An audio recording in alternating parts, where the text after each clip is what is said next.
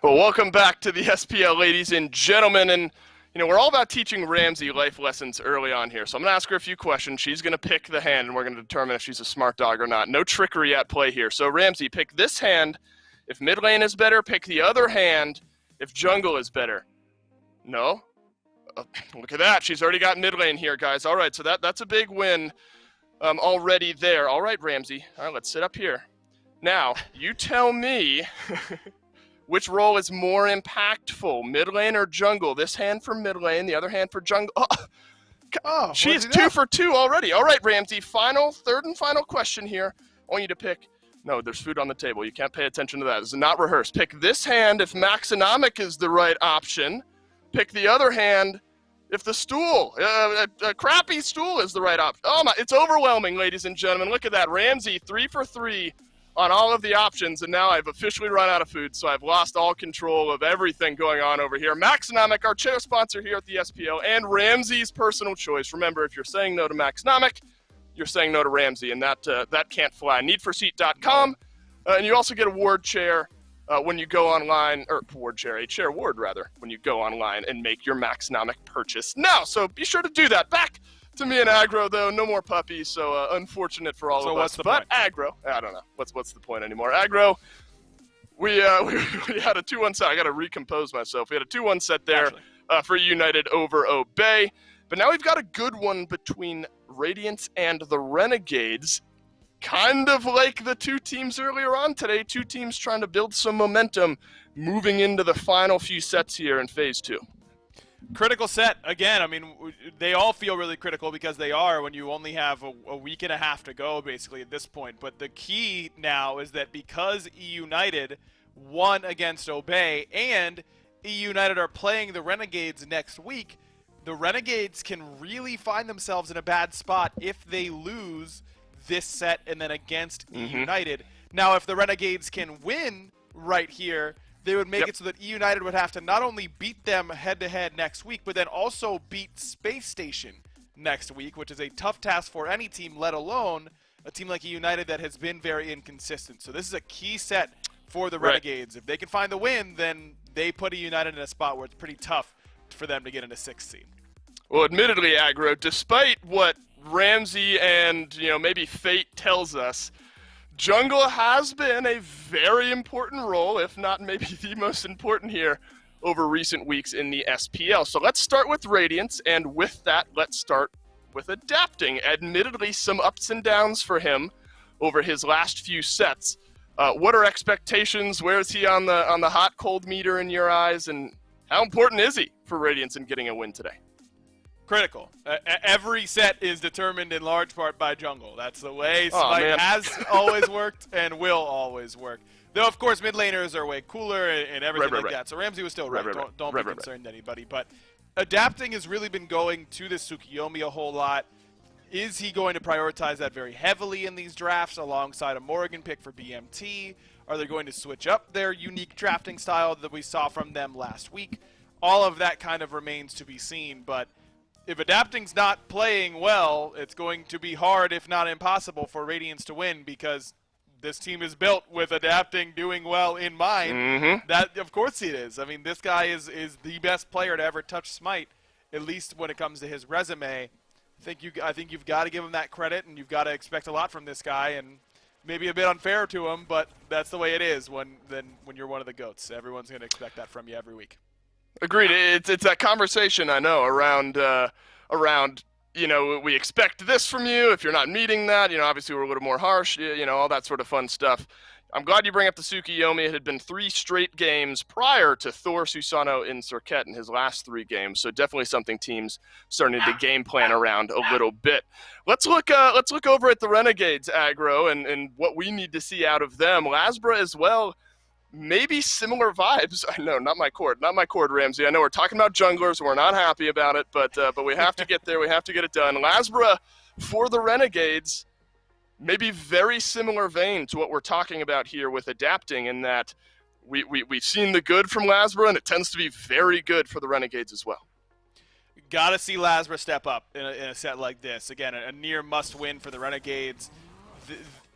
You have to put yourself in a position to get the 6th seed, and this is one of the easiest ways to do it outside of beating United in the head-to-head next week. And Lasbra has had some really good sets for sure.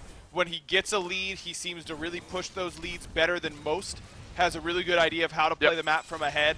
But his problem, all since last year even, when he moved back into jungle after starting in mid lane in order to off-roll for that old squad, has always been playing from behind. Can he find a way to be impactful when it isn't easy to be impactful when you're ahead? Right. And that has been the struggle for him. He hasn't proven it to me yet this year, I don't think. I would expect him to try and step up and be that impact player in the early to mid game, because when he hasn't, he's really had trouble finding those late game impacts consistently. Yeah, and you know, to continue that Tsukuyomi conversation, 3 out of the last 6 for adapting have been Tsukuyomi, 2 out of the last 6 have been Tsukuyomi for Lasbra, so definitely a pick, whether it's in bans or in the pick phase, I think we'll see contested in that jungle role here today. We've talked about adapting, we've talked about Lasbra, we also talked to Lasbra. Let's hear what the jungler's thinking going into this set against Radiance. Well, we're here with Lasbra from the Renegades, and, you know, while we have a big matchup, I think, about Radiance coming up, first I want to ask, you've only got a few sets left so far, you know, in the phase, so things have been pretty hit or miss so far. Sometimes you come in and it looks like a completely different team than what we've seen last week. Sometimes good, sometimes maybe not so much. So how's the vibe going into these last few sets? I mean, overall it's pretty good. Obviously they're very important, especially the United set, because we're fighting for the 6th seed. Into Radiance, I mean, yeah, it's going pretty good. We've been trying to figure out some new stuff. Yeah, that's actually the interesting thing. Last time y'all played Radiance, you actually beat them, so you're 1-1 as it is right now. What do you think about how they've been playing lately? Like, do you think you still have that opportunity to take another dub here?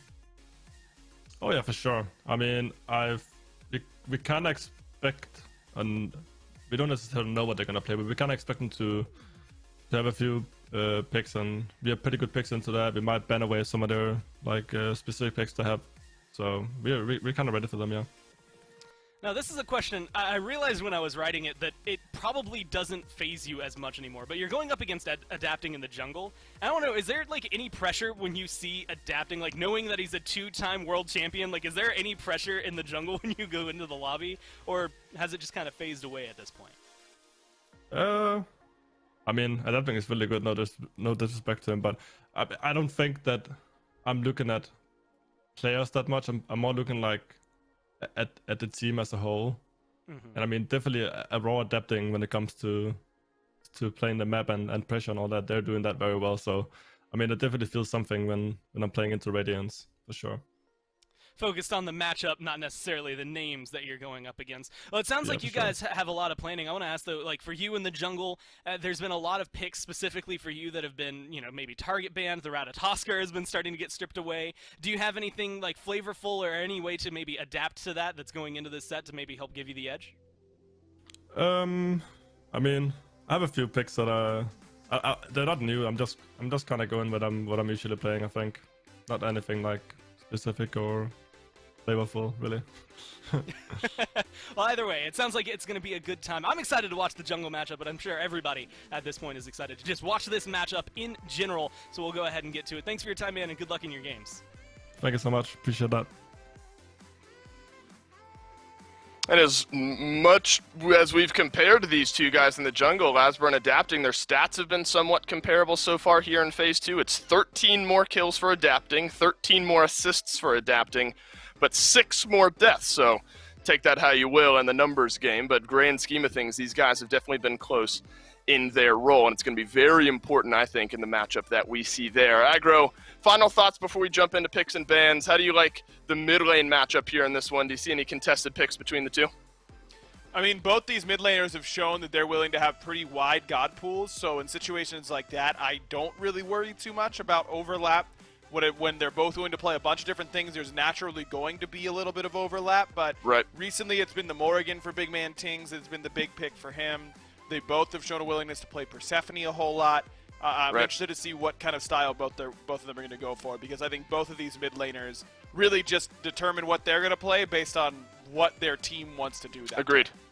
I think Discordia has been important for BMT as well, but let's delay no further. Picks and bans for Game 1 between Radiance and Renegades will join us now. Persephone definitely going to be important here, aggro, and me getting a bully stick down to my dog will also be important. I was telling you guys during that interview, I gave her like half a handful of food, so she's not happy that she hasn't received the rest of her dinner yet, but we'll get to that very shortly here. Erlang Shen, though, first banned out. Not surprising. What did we see? It was like a 75% win rate on this god or something. Yeah. In our first set of the day, at least. It started to transcend even away from, just the Cheerios of the league. I mean, this guy, against most junglers, needs to be banned, I suppose. Interesting. Radiance really taking double shots at Lasber right away with Erlang Shen and Ratatosker bans right away. If you're going to take out the other one that he plays a lot, it's Pele. I don't think that's one that needs to be banned that early, though I don't really think Rat needs to be banned this early either. This is just going to change Renegade's strategy of when they're picking Lasber's god, if I had to guess. But with Renegade's bans, there's a lot left open. Persephone is available. Amaterasu, though we're seeing teams start to trend away from picking her early on. Renegade's clearly trying to keep Radiance off of some of those picks that they've really favored recently, and less so about what the overall meta is right now, and thus Cyclone Spin gets one of his signature picks in the ROM. Yeah, ROM has been good for him. 9-4-14, 8-5-12 the last 2 times that Cyclone Spin has played this god. 1 a loss, 1 a win, both of them against Obey. How about this, though? The answer back, the Guan Yu. We've seen it in support a little bit aggro. But you got to remember, Variety out of the solo lane here for this Renegades team has loved this pick. I mean, he might have been one of the first guys to kind of start playing this pick here over the recent weeks. So I think makes some sense that the Renegades lock him in. And especially up against Radiance, because they are the team that does put Guan Yu in support, and they usually top 3 that god. But you're noticing a lack of Hercules bans here from the Renegades. Yeah. That's an option here for Aurora in this one, if that's the direction he wants to go. And with the Guan Yu taken already by Renegades, I'd be pretty surprised if Aurora doesn't go to it. It's really been Hercules, then Guan Yu, then everything else in terms of his prioritization as of late. I think Radiance would be wise to pick him up, pick Aurora up, one of his signature picks while they still can. And how about the rise of Nike as well? As much as we've talked about, Guan Yu becoming important, Persephone makes her way through here, sort of middling in that priority chart, still very strong for Venenu nonetheless. Nike is in that category as well, so a Nike-Hercules pairing for Radiance going into that second turn of bans. That's a lot of front line that the Renegades are going to have to deal with, and aggro a good bit of setup as well. I like what Radiance has so far, for sure. I mean, adapting is going to have to find something that he can be very impactful on. That's been really the metric for Radiance recently, is can adapting get one of those gods that he's been very, very comfortable on lately. But Big Man, I'm not worried about his god pool whatsoever. He's been able to look impactful enough on enough different selections that I'm not worried about 2 bans really taking him out of this one. And 2 bans are likely not enough for adapting either, but he just hasn't seemed to find a way to pick one of those priority gods every single time. And with both teams likely banning out junglers here, it's going to really limit the god pool. Renegades take away Thor, Radiance take away Serket. Ra's the ban for Renegades here. I thought that might be a Raven ban, because that's been one of the ones that adapting has gone to pretty consistently. But this lets Radiance, I think you ban Pele, even though Lasber hasn't played it a lot recently. Feel like that's the pick that I would expect the most out of him. Maybe they feel like he's getting a lot of Fenrir practice in, but I don't know. I think that you take away the god that you know he might play, not the shot-in-the-dark assassin that you assume he might have in the pocket. Well, Lasber definitely talked about, obviously we're talking about Radiance's ban here in the Fenrir, but these 2 teams familiar with some new strategies maybe one another are starting to swing. Fenrir could fall into that category. Scream obviously played him out of the jungle in our previous set, so something that maybe Radiance are mindful of. The Discordia continues to be impressive for Big Man Tings. 3 games played so far, I'd argue, if not all 3, 2 out of 3 have been for BMT, and he's looked good on them. 1, 2 out of 3 of those games she has here. In Phase 2, Heimdall makes his way through for Barracuda. We're starting to see, some of these niche picks in a good way for Radiance, specifically the Discordia. Maybe not so much the Nemesis. I think it'll be good for adapting. But I have high hopes for BMT on Disco here out of the mid. Agreed. We should really start considering BMT's Disco one of those specialty picks that we aren't going to see a whole lot from other players. Like Hera used to be for Dardes, where Dardes was the only one playing her, but looking good on her every single game to the point where you have to start considering banning or picking around it. I think that this Discordia pick has been that good for BMT. I'm always impressed with how he pilots this pick. Now, I think the Radiance should be pretty happy with the draft they've come out with. I think they've got enough CC, enough displacement, great damage coming out of this draft. I think Radiance are in a really good spot. We haven't really gotten a chance to dive all that in depth on the Renegades draft. They get Persephone Hunbats at a 71% win rate. Wow. And Heimdall as well. You think they come out strong on this draft phase just the same as Radiance do? I think it's a lot of pressure on Ven in this game. And Ven has been playing really, really well lately, so that's not a bad spot to be in if you're a Renegades fan, but I think Radiance got a little bit too much of what they like this time around. Radiant versus Renegades. Game number 1. Finch and Mifflin will take us in. Thank you, Dolson. Indeed, Finch, Mifflin, and Doug here bringing us the views and moving to game number 1 here. Make sure you're voting in chat to let us know who you think will win this one. As I got Mifflin here with me, Miff, we saw a Fenrir band coming out here in this one, and yet we're still seeing a lot of comfort picks coming through for these teams. The big one, though, I think to talk about, Big Man Tings on this Discordia, one of the only ones playing this pick, but I think gotten some good value out of it. Do you like it here for him? I like Discordia almost in general as a blanket safe pick. I think she's got a certain degree of safety, just having that erratic magic, the ability to poke from a range. That golden apple is one of the best disruption tools in the late game in these team fights where it's so nearly impossible to escape out of the secondary burst if you're doing it around the Gold Fury or even the Fire Giant. Big Man Tings plays this god incredibly well, one of the best to have ever done it. And against this composition in particular, I think it can work out pretty well. Variety's going to have a hard time sticking to the Discordia if Cavalry charges down. Jake is going to have a hard time finding a good pluck opportunity as well. I think that Discordia really does work out here. Should be able to work for them well. Strife, one of those better tools in ranged engage, ranged CC. Certainly add in some value here for Big Man Tings. These teams, though, coming in at kind of different points in their path right now. Radiance were struggling for a while, but they're coming off 2 wins in a row.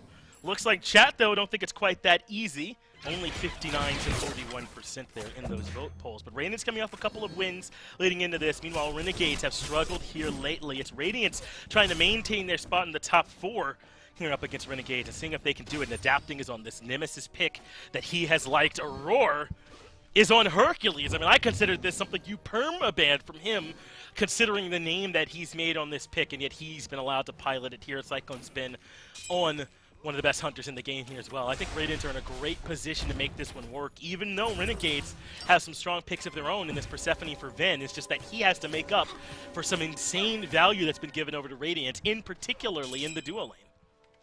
Yeah, this duo lane from Radiance is so strong, the Rom and the Hercules. It's almost a vintage draft for Radiance. When I say vintage, I mean beginning of Phase 2 or tail end of Phase 1, where they were playing this more strategic, just generally standard Smite comp with Aurora on this physical, very aggressive-centric support, BMT on a standard mage, adapting, playing the meta out of the jungle. It just all kind of feels familiar, which is weird to say because it's been a while since we've seen them play this more standard draft. But I think Renegades come out with something that's going to work out very well for them. The sentiment around Renegades is that they look best when Lazra is playing well, and I think Hunbots has really become this pick for Lazra where he can consistently perform very well on it. He's impressed me time and time again with his ability to engage these fights with Fear No Evil or to use the Sacred Monkey Toss incredibly well. As Cyclone Spin in a bit of a tricky spot here. If he gets plucked, he won't. He would have lost his life though. Well timed on that roll from him, managed to avoid the aggression coming out from Jake. And Jake Sobek, I think, one of his signature picks. I think it's a fun conversation, some of these signature picks from these pros, you know, and what they might be. Lasbra, I think of that Pele a lot with him, not what he's piloting this time. But Jake, there are a lot of concerns around him coming into the league, Myth. Would his ranked style, you know, of just unfettered aggression work here at the SPL. He didn't completely come in with that same style. It's an abridged version of that, but I think occasionally he lets that out. Occasionally he's doing some odd stuff over here that no one else does, but he's also shown he's perfectly capable of doing some of the more standard stuff too, and I think this Sobek is a great marriage of those two ideas. He's able to be a little bit more aggressive when the time comes, but plenty of tools in the kit for him to play a more traditional backline peel as well. And he's been kind of veering away from those picks that we consider the 408 Midnight Ranked Q special, right? We're not seeing the Osiris supports too much anymore, the tier supports as much. He's really kind of become a student of the meta as the year goes on, and it's really shown as growth individually through this player. Maybe it's him just working with Barracuda and finding out what works over there, but I think that 408 in particular is one of the players who's up there for one of the most improved throughout the year, and I am impressed, pretty generally impressed by his level of play. It's very seldom that you get to say, okay, well the problem that match was Jake, he messed this up or he messed that up. I think that he's become this kind of paragon of consistency for his team, and he's looking very good, particularly on picks like Sobek or Ymir, where he's able to marry those two styles, as you said earlier, of this more orthodox support god pool with this aggressive playstyle that we know he wants to play.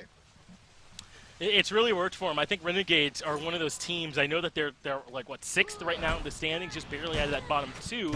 But I think they're a little stronger than what that might reveal, their record might say about them. This is the team that is right there at the cusp of where you got to make sure you're 100% ready, or this team will take the set off you and they won't think twice about it, man. They have really improved here lately. Some of that credit I give to Ro as well, the coach here for this squad, talking to this team and keeping them locked in. They know what they want to do, but sometimes they need that outside perspective. As adapting, considering, invading, certainly too late for that. A little bit of damage goes Variety's way, and he falls back. Myth, is this one of the games where you're okay with both of these teams maybe having a bit of a slower approach? It's only 5 minutes in, but do you think either one necessarily needs to maybe try and step on the gas pedal a little sooner? No, I don't think either team really needs to. I mean, the Hercules pick could be one that falls off a little bit come late game, having it be hard to dedicate into the push, and he finds a nice driving strike there.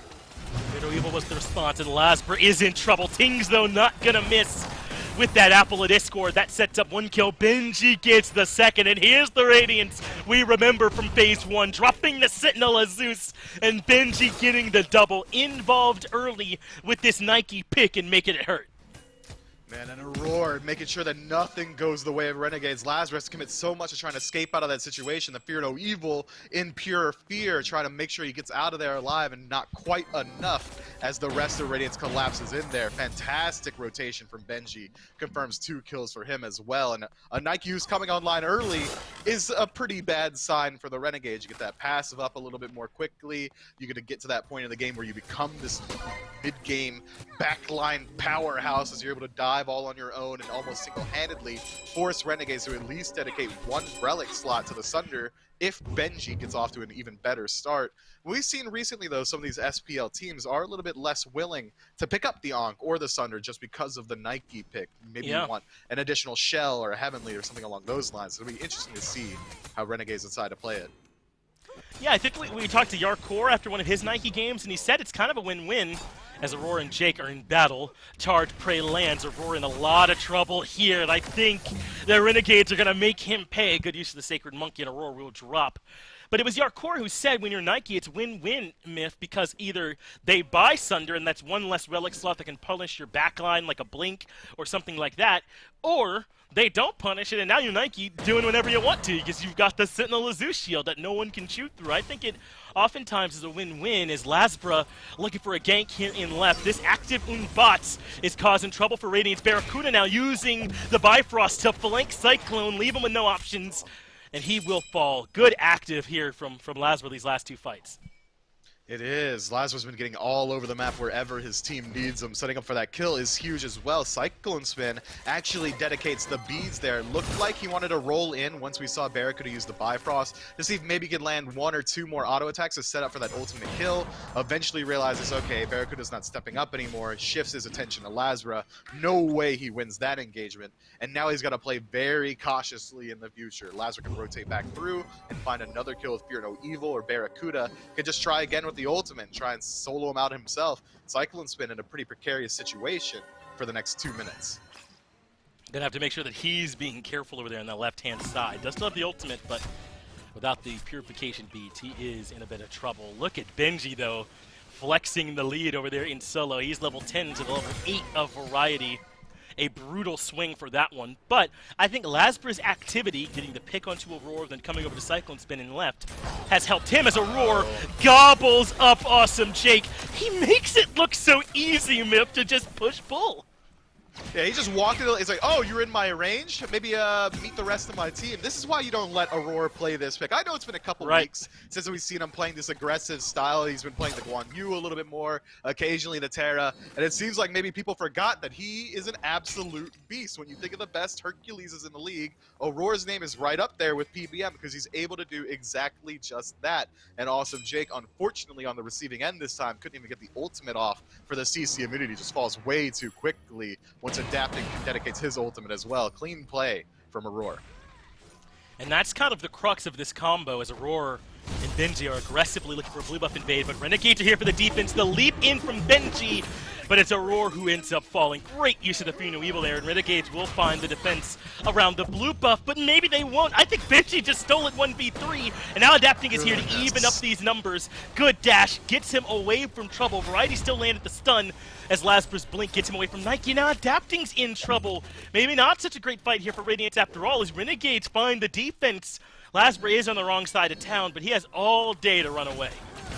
He does, and the boys are there to back him up. Big man Tings get plucked in. Grasp of Death finds its way home. The Nenu takes the kill. That's absolutely brutal now for Radiance. They move in 2v3 for the buff invade, lose the fight, and now it's a 3-for-0 in the other direction. Mip, that is back-breaking for the Radiance boys. Yeah, now Adapting's got a pretty steep hill to climb back up if he wants to be as relevant as Lasbra coming into the mid-game. A little bit overcommitment from the Nemesis, trying to use the blink to get behind the tier 1 tower to finish off a kill. Lasbra playing nearly perfectly to kite around the entirety of Radiance and set up for the rest of his team to rotate in. Ben and Awesome Jake playing around their homie. Doesn't leave him high and dry, never leave your boy behind. Jungler makes it out alive, and the rest of Radiance kind of fall behind him. That's a huge swing for Renegades, but it doesn't put them in the lead necessarily. Maybe a slight XP lead in the jungle, but for the most part, Radiance has the gold still in their favor ever so slightly. A couple of XP leads throughout the map as well. Still 2 levels for Benji. Renegades do a little bit to claw it back, but they haven't established a lead. And I know every team is reliant on their jungle myth. As much as we like to joke, there's no ifs, ands, or buts about the fact that jungle is the most important role, but I think Renegades, more than anyone else, needs their jungler to play well or they cannot win. Maybe make an argument for Obey and their reliance on Sino, but Renegades are right there with them, man. When Lasbra has a good game, Renegades looks like a different team. He's been active everywhere. He's helped set up the pick onto Aurora. He gets that kill on the Cyclone Spin, has a good fight over near the blue buff, and just like that, Renegades are back in this one. They're going to need him to keep playing like this, as Benji is way up on the wrong side of the map. Meanwhile, there's also a 2v2 skirmish happening on the left side jungle. Benji gets away. Aurora, I think, just got a trip through Niflheim, and he shall crash back down to Earth. Good driving strike and Jake on the wrong side of the map. But just Cyclone Spin here for damage. Charge Prey means Jake escapes, but Adapting not done yet. Slice and dice off the mark, and Renegades make it out of that one pretty easy. Yeah, I agree with your point, though, about Lasbra, and I think that's why situations like this, where even though Lasbra is having a very good game, Renegades are still struggling, those are the types of games that weigh very heavily on the minds of some players. Like, I did the most that I could. If I'm the win condition, why is it not working out as of yet? And that's not to say that Renegades aren't in this. They absolutely are. But I think we're going to need to see even more from Lasbra so far, because the leads that Radiance have established are pretty hefty. Already we're seeing Benji throwing his weight around the map, invading the speed buffer, at least attempting to alone, or going into the back camps, and 3 members of Renegades respond and can't do anything about it. Instead, I'd like to see Lasbra and the rest of the Renegades try and put a little bit more focus on this duo side of the map.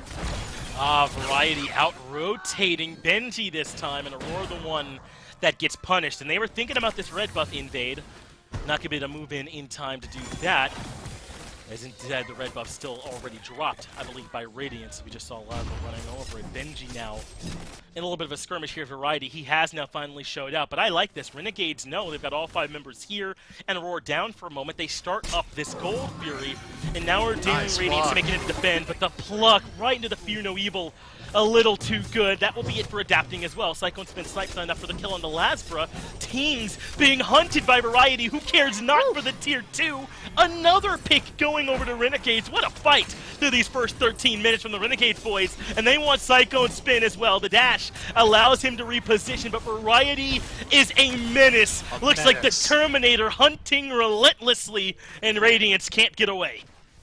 Man, Variety tears through the back line of Radiance. No one peeling for each other. You got to take separate one-on-one engagements every single step of the way. He works his way through Big Man Ting, says who's next. Jake already burned the beads off of Cyclone Spin. Might as well go there. Rotates through. And fantastic awareness from Jake to realize he knows if he goes for the pluck, it's likely going to get beads out. And he's got about 4 or 5 seconds where he's going to be left alone with Cyclone Spin. He knows that he's going to be able to survive that encounter until Variety gets there. Well played from the Renegades as well to just shift their attention. They initially wanted the Gold Fury, but the second Jake spots out a pluck, it's time to hit the jets. They hit the gas pedal and immediately engage for the fight. Renegades are playing very decisively right now, and I'm loving seeing it. It was this decisive rotation, right? Remember, Variety gets to mid, way ahead of Benji, and Aurora with the driving strike does pin him, but it leaves you with no mobility right at the edge of tower, and Aurora then dies first. And then they start getting the picks. Remember the pluck from Jake? That brings them into the Fear No Evil. Lasper drops it instantly, adapting's out. Then as you covered, the picks on the Cyclone Spin and Tings. It's decisive play with a clear game plan from the beginning.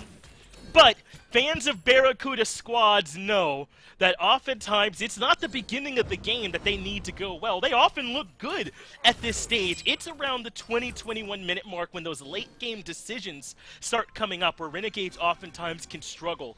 Radiance just got to stick nearby and maybe see if they can capitalize on one of those known Renegades weaknesses as Aurora pulls in Jake, but Jake does the same. That means Aurora now hit by the grasp of death. Able to use the boulder, walk right out of there, and I think Aurora's going to be just fine. It's Benji that's here next. Nice, use the ultimate from adapting to make sure that disengage goes through. Benji's still chasing it out though, and Renegades, pretty low health, they're on the retreat. You saw that Fear No Evil from Lasbra? I think he thought adapting was going to engage much harder, and instead adapting dashes back out. The Fear No Evil wasted in Gold Fury at half already, but Radiance dropped the objective they started. Looks like they don't want to commit just yet. They're in a sticky situation here. Not so sure about how they want this fight to go. Benji goes in first, but Aurora gets pulled. That means they trade support for support. Variety now the next one up with the horse. That ultimate doesn't find much. Renegades are just clearing out, but Radiant posturing like they still want to do this Fury. They're still very healthy. Renegades have to respond here, and they've lost some of the best initiation tools that they have. It's going to be a hard fight to get back in there, but Radiance, looking a little bit low themselves, don't want to take that engagement on a 50-50, that reset. Maybe a little bit smart, worried perhaps that Lazarus' ultimate would be coming up very soon with so much cooldown in his build, the hi-rez and the Jotuns. We see Radiance take a small win and back up. Benji and Variety locking horns again in the middle lane. Benji, though, able to make it out of there without too much trouble. A lot riding, I think, on the way Benji plays this game for Radiance, though, since he's kind of the only member on their team with a lead. Not kind of is. They're going to need him to use the fact that he's level 16 against the rest of the map.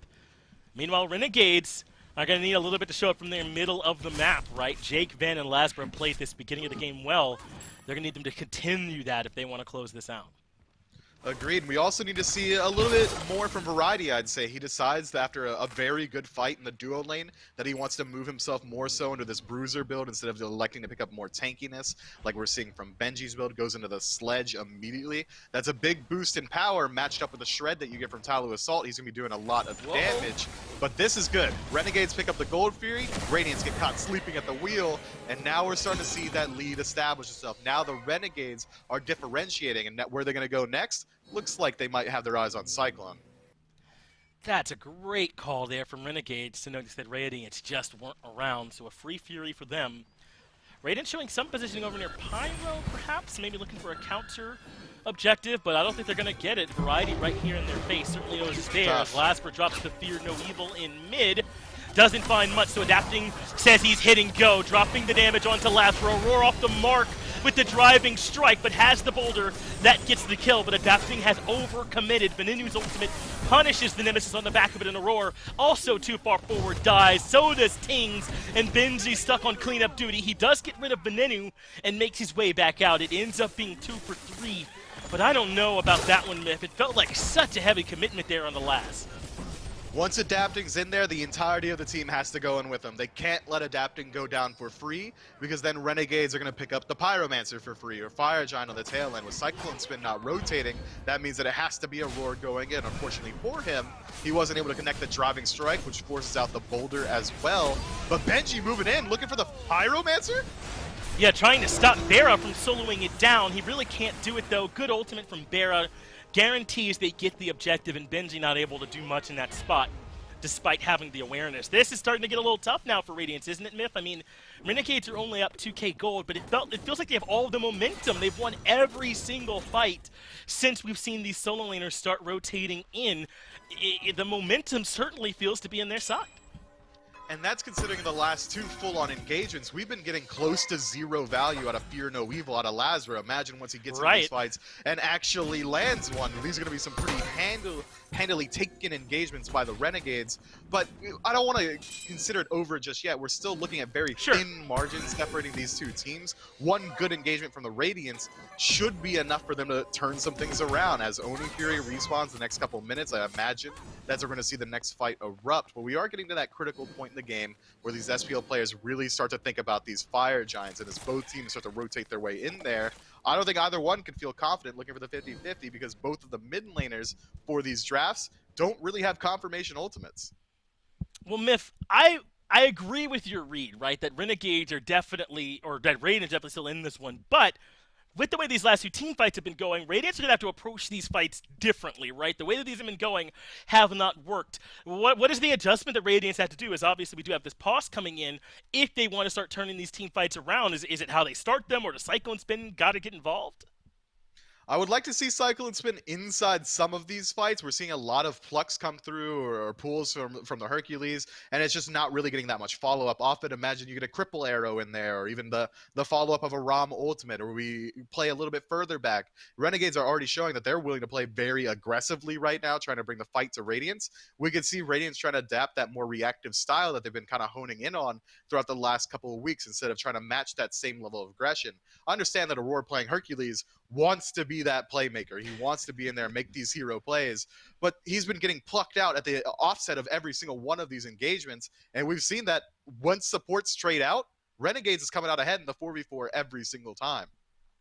It is. They've got this added element of control, I think, from this Grasp of Death ultimate from Veneno that's been in the middle of these fights. Even when they're missing out, as you pointed out, on that Fear No Evil helping them, they still have this big team-wide disruption that's been working for them. I think Ven played really well. 4-1-3 right now on the Persephone, having an excellent game for himself. We said that with this Persephone pick being their biggest value in response to the dual lane of Radiance, they need Ven to have a good game, and I think so far he's done that. He really has. The Grasp of Deaths have been on point. He's been playing very safe in the backline. I think he's only got 1 death at this point, if memory's serving as well. He's playing incredibly safe, and he's playing behind his front line. And it seems like Radiance wants to work their way back there. That's why we're seeing these overcommitments, adapting, getting a little bit frustrated with the pace, perhaps diving into the tier 1, forcing a Roar to follow him up in there as well. But it's because the backline of the Renegades is playing incredibly safe. Even Barracuda hasn't really been truthfully involved in these engagements. We said we want Cyclone Spin in there. Barracuda's been largely unavailable as well, but it's because he's playing so far back that Radiance has to make this hard decision. Do we want to commit all of our damage onto Jake? And they've been, every single time when posed that question, they say yes, and afterwards they wonder why they lose the team fight. It's because they're looking for these aggressive plays when they're really not there. Meanwhile, Renegades have had a field day punishing Aurora off the back of these Jake blocks, haven't they? 1, 5, and 6. He's been a part of every kill, but he's also been a part of the most deaths that Radiance have had to give over so far. And that's not such a bad thing, right? You're okay with your support being the one that dies.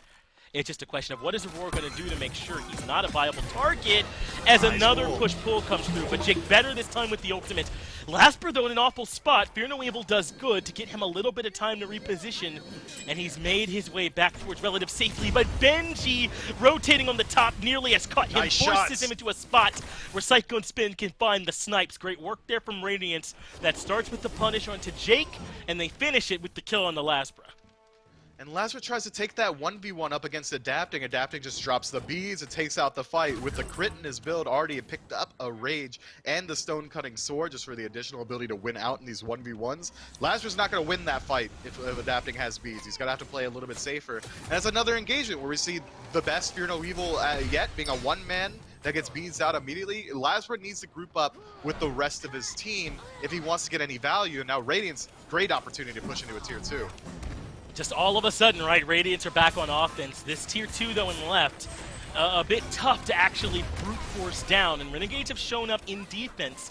They got the tier 2 to half, Jake blinking out of trouble there in right, and Radiance had to give up this siege. I think that's fine, right? It was always going to be difficult to make that happen. They're going to take the reset. Looks like so are Renegades, but this Fury is up in 10 seconds, Myth. Radiance and Renegades both got to make sure they're there to defend.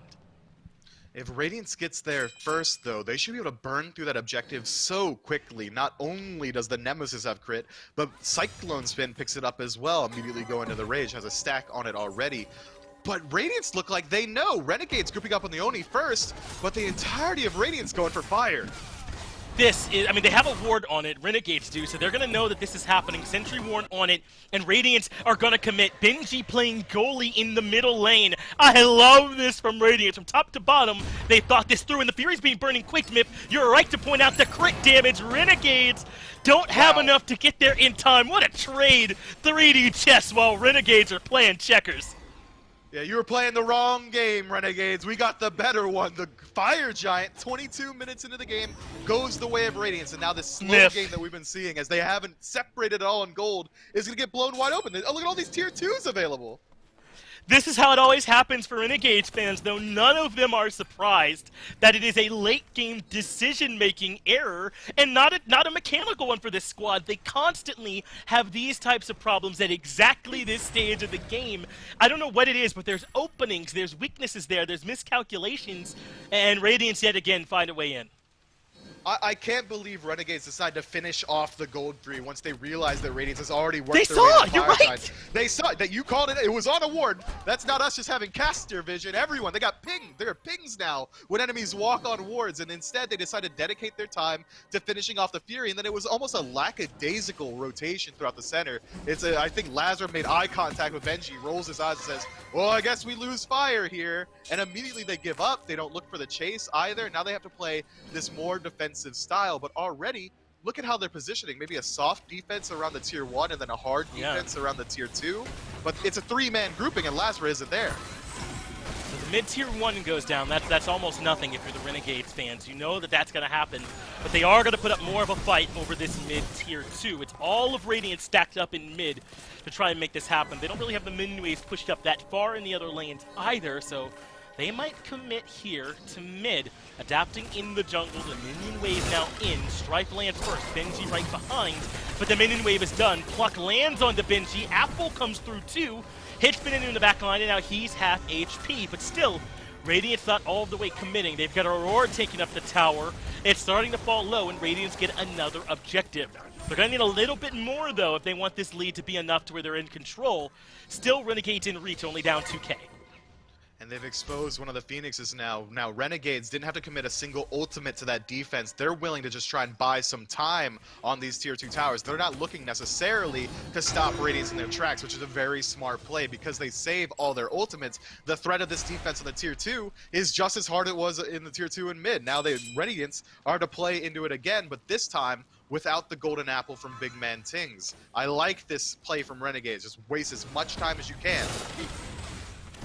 Things are even. Don't give up any ground for fully free. Pluck from Jake brings Benji in. Sentinel Azus, though, is the response. Cyclone Spin up to the sky with the snipes, and it's enough to get rid of Jake. Last Rest, Fear No Evil. That does provide some disruption, but Radiance comfortably able to re-engage right back in. That should be the tier 2 tower theirs.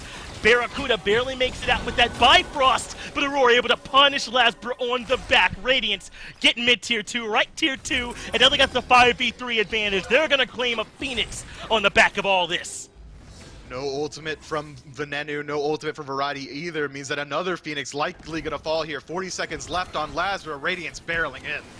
They want the middle Phoenix here as well. Not done, not satisfied with the right side Phoenix. Maybe the boys need a Snickers. They take the middle Phoenix down. And Radiance, that's how you use this Fire Giant. How many times, Myth, have we seen teams grab this late game objective, maybe get a tier 1 or a tier 2 somewhere? You have got to break it open with this first FG. And they absolutely do, but maybe off a misplay from Renegades again. It felt like they wanted to throw out that soft defense, and immediately we see Jake commit himself for the pluck. And this is something that Raffer has talked about at nauseum, at length. If you are Sobek in the late game, and you go for the pluck, and you know whoever you're plucking has beads up, you sacrificed your life for those beads, is essentially what happens. Cyclone Spin deals 80% of Jake's health bar while he's still in that pluck animation, and then from there finishes him up with the snipe, and after that, Renegades lose out on one of their best tools for backline peel. Now this Sobek won't be there for the Phoenix defense, and it felt like Renegades had made the response in that moment. Okay, well our Phoenix defense is gonna be weak. We've already got Radiance kind of in a position where we can fight them. Let's dedicate our numbers in mass and see if we can turn this fight around. And Radiance had the Fire Giant. It's a tier 2 tower. You are at such a disadvantage here that you essentially give up a free fight that opens you up to losing the right and center Phoenix. Renegades, another weird call in the late game, cost them a lot. It's been almost all decision-making from Renegades. I don't think it's a mechanical gap at all, Mifflin. I really don't, with how the early game went. Now Benji looking for Ven in right. The solo lane, solo agent causing problems. Now the snipes are there too, and Venenu is already gone. Radiance just whip it out of the window with the ultimate, and Aurora takes care of Barracuda too. Now Lasbra is into the backline, collapsing onto Radiance. That is it for Cyclone Spin. A lot of the sustained damage is gone now for Radiance, but I don't think they're done looking for punishes just yet. Jake getting controlled by Aurora in the back of the fight, and now the sides are swift. Radiance is chasing Renegades into Radiance's side of the map. Gonna make it so hard for them to run away. Jake falls first. Variety, low on options, is in trouble here as well. Radiance continue to have perfect target selection. They do, tearing through each individual member of the Renegades one at a time. Lasbra has Fear No Evil that entire time, leaves his homies to die. He could have at least dropped the ultimate and then disengaged himself, but instead doesn't even use it inside of that fight. Now Fire Giant gonna go the way of Radiance. I think to myself, I have to wonder, maybe they could have just gone for the end there, but instead gonna wait a couple of seconds for Cyclone Spin to respawn, make sure everyone gets that buff, and then siege the base one more time. Renegades, it's gonna take a miracle if they want to stop this push. 10,000 gold and a Fire Giant 28 minutes into the game. And it just hasn't been a huge disparity between these teams. I really want to stress it. It is the Fire Giant call while Renegades were on gold. That was the first big play, Myth. And then that tier 2 tower defense in right that you already broke down so eloquently, where Jake, I think, has a bit of a miscalculation there. Those two plays, to me, really are it in terms of the disparity between these two teams in this game. And that's all it takes, man, with a team like Radiance. That fight in right just now, where Radiance is up like 8k gold, that's not Renegades making mistakes. You're down 8k gold for that, right? It's more those two big plays, and Radiance have really, really capitalized on them well. They have, but I don't want to give Renegades a get-out-of-jail-free card. They don't have to get caught on the right side of the map. They decide to step up a little bit too far, you know, maybe a little bit of mechanical differential, but losing the fight, absolutely, you could tie back into the gold. But, you know, it's that same discussion of when Lazarus having a good game, that's when Renegades looks good. Lazarus looked really good for the first 10 minutes, but come mid-game, my man vanished like the Avatar. Yeah. When we needed him most, he was gone, and now we need him really bad. Get to this Phoenix, bud. Yeah, someone's got to get him out of the iceberg, but Jake not going to get the help in time. Cyclone Spin melts him quick off the setup from Aurora, and this is why you can't give the man Hercules. He's just too good at it at every stage of the game. Now Benji into the backline. Barracuda, the one controlled. Can't use the Bifrost because the control is there. Barely escapes, but the dive in the backside is on. But Tings gets the peel from Cyclone Spin and lives through it all. Double kill for Tings as Venenu falls as well. That should be it. Radiance have broken open the base. They've broken Renegades, and they've taken game one. They sure have, and in a convincing manner as well. Radiance with this aggressive playstyle, but keeping the discipline from that counterpunch meta that they were trying to establish for themselves. Wait for the perfect opportunity. I can't get over it. That Fire Giant call was amazing. They know, all right, Oni Fury spawns soon, Renegades in the lead. They're going to run there. Stupid, we want Fire Giant. And they just take it, dude. Amazing play. And you got to think, remember, there was a Gold Fury not too far before that Radiance kind of slept on a little bit. Now Radiance coming back like, man, our Gold Fury secure is kind of sick, huh? No, man, we're on FG. You got to be thinking about the big picture. And Radiance take game 1, Myth. That was a great game. I can only hope game 2 lives up to it. Quick break, and we'll be right back.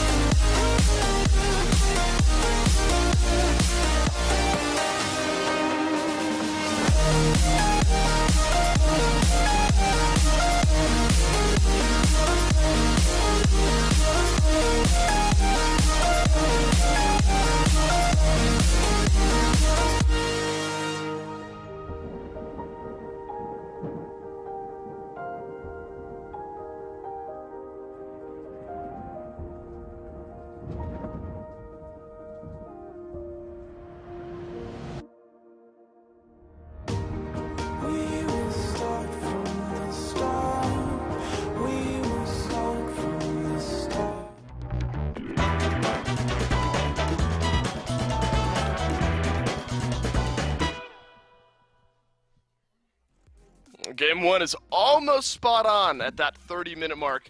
Could have been quicker if the Renegades were able to close out on some early game advantages, but Radiant hang around, they turn it around, and they take the lead 1-0 here in this set. Aggro is with me to walk me through what goes wrong there and what happens. It seemed like the Renegades were playing lights out for a little while there until the end. You just give enough chances to Aurora on Hercules, and he's going to put you out of position. And that happened to Jake over and over and over again in this game. 1-6 for Jake. He felt like he had next to no impact in this game, and he still had more player damage than Lasbra at the end of the game. I think that tells a large story. How many fights did Jake insta-die in and still end up with more damage than Lasbra? We started the whole set talking about jungle and how important that is, Dave, to get that in the right spot and bring yourself into a position where you can win in those late game fights. And we just did not see that out of Lasbra in this game. Only 7,000 player damage. Was great early, and that's been the story for this guy basically his whole career. Early game has been good. He has yet to prove that he can really be the difference maker late game. And I think that's where you look at guys like Sam for Soccer, for Ghost, who is so key for that team. Obviously, we think of Ghost as this early game dominating team. They do it all the time. But I think Sam's maybe greatest strength is that he almost never loses Assassin 1v1s late game. He is so good at that part of the game. I think it's very clear whenever you have a jungler who does struggle in that moment, and that's really been Lasbra's primary problem all year long. And you know, adapting, it's not like adapting blew the Renegades out of the water here, but was able to double up on the damage that Lasbra did and really set up for the two guys we've highlighted here. Benji on the Nike. Big Man Ting's back on this Discordia. We saw, you know, a dip in her play. I think it was phase 1, right, where she was effectively picked in or banned in almost every single game, or at least in every once a set that we were watching. You know, maybe some changes around her, but BMT still showing, specifically with the ultimate, he's hitting those strikes consistently, and if you can set up around Discordia, you know, obviously it's something that still works. You wonder, Aggro, and I always like to kind of scratch my head and am curious about these types of things.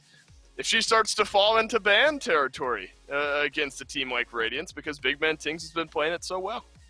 I don't think it's in first ban territory yet. No. I think it's certainly in second ban territory. I mean, in that game, Renegades had an opportunity to ban away a mage, and they decided to ban Ra, left Disco open.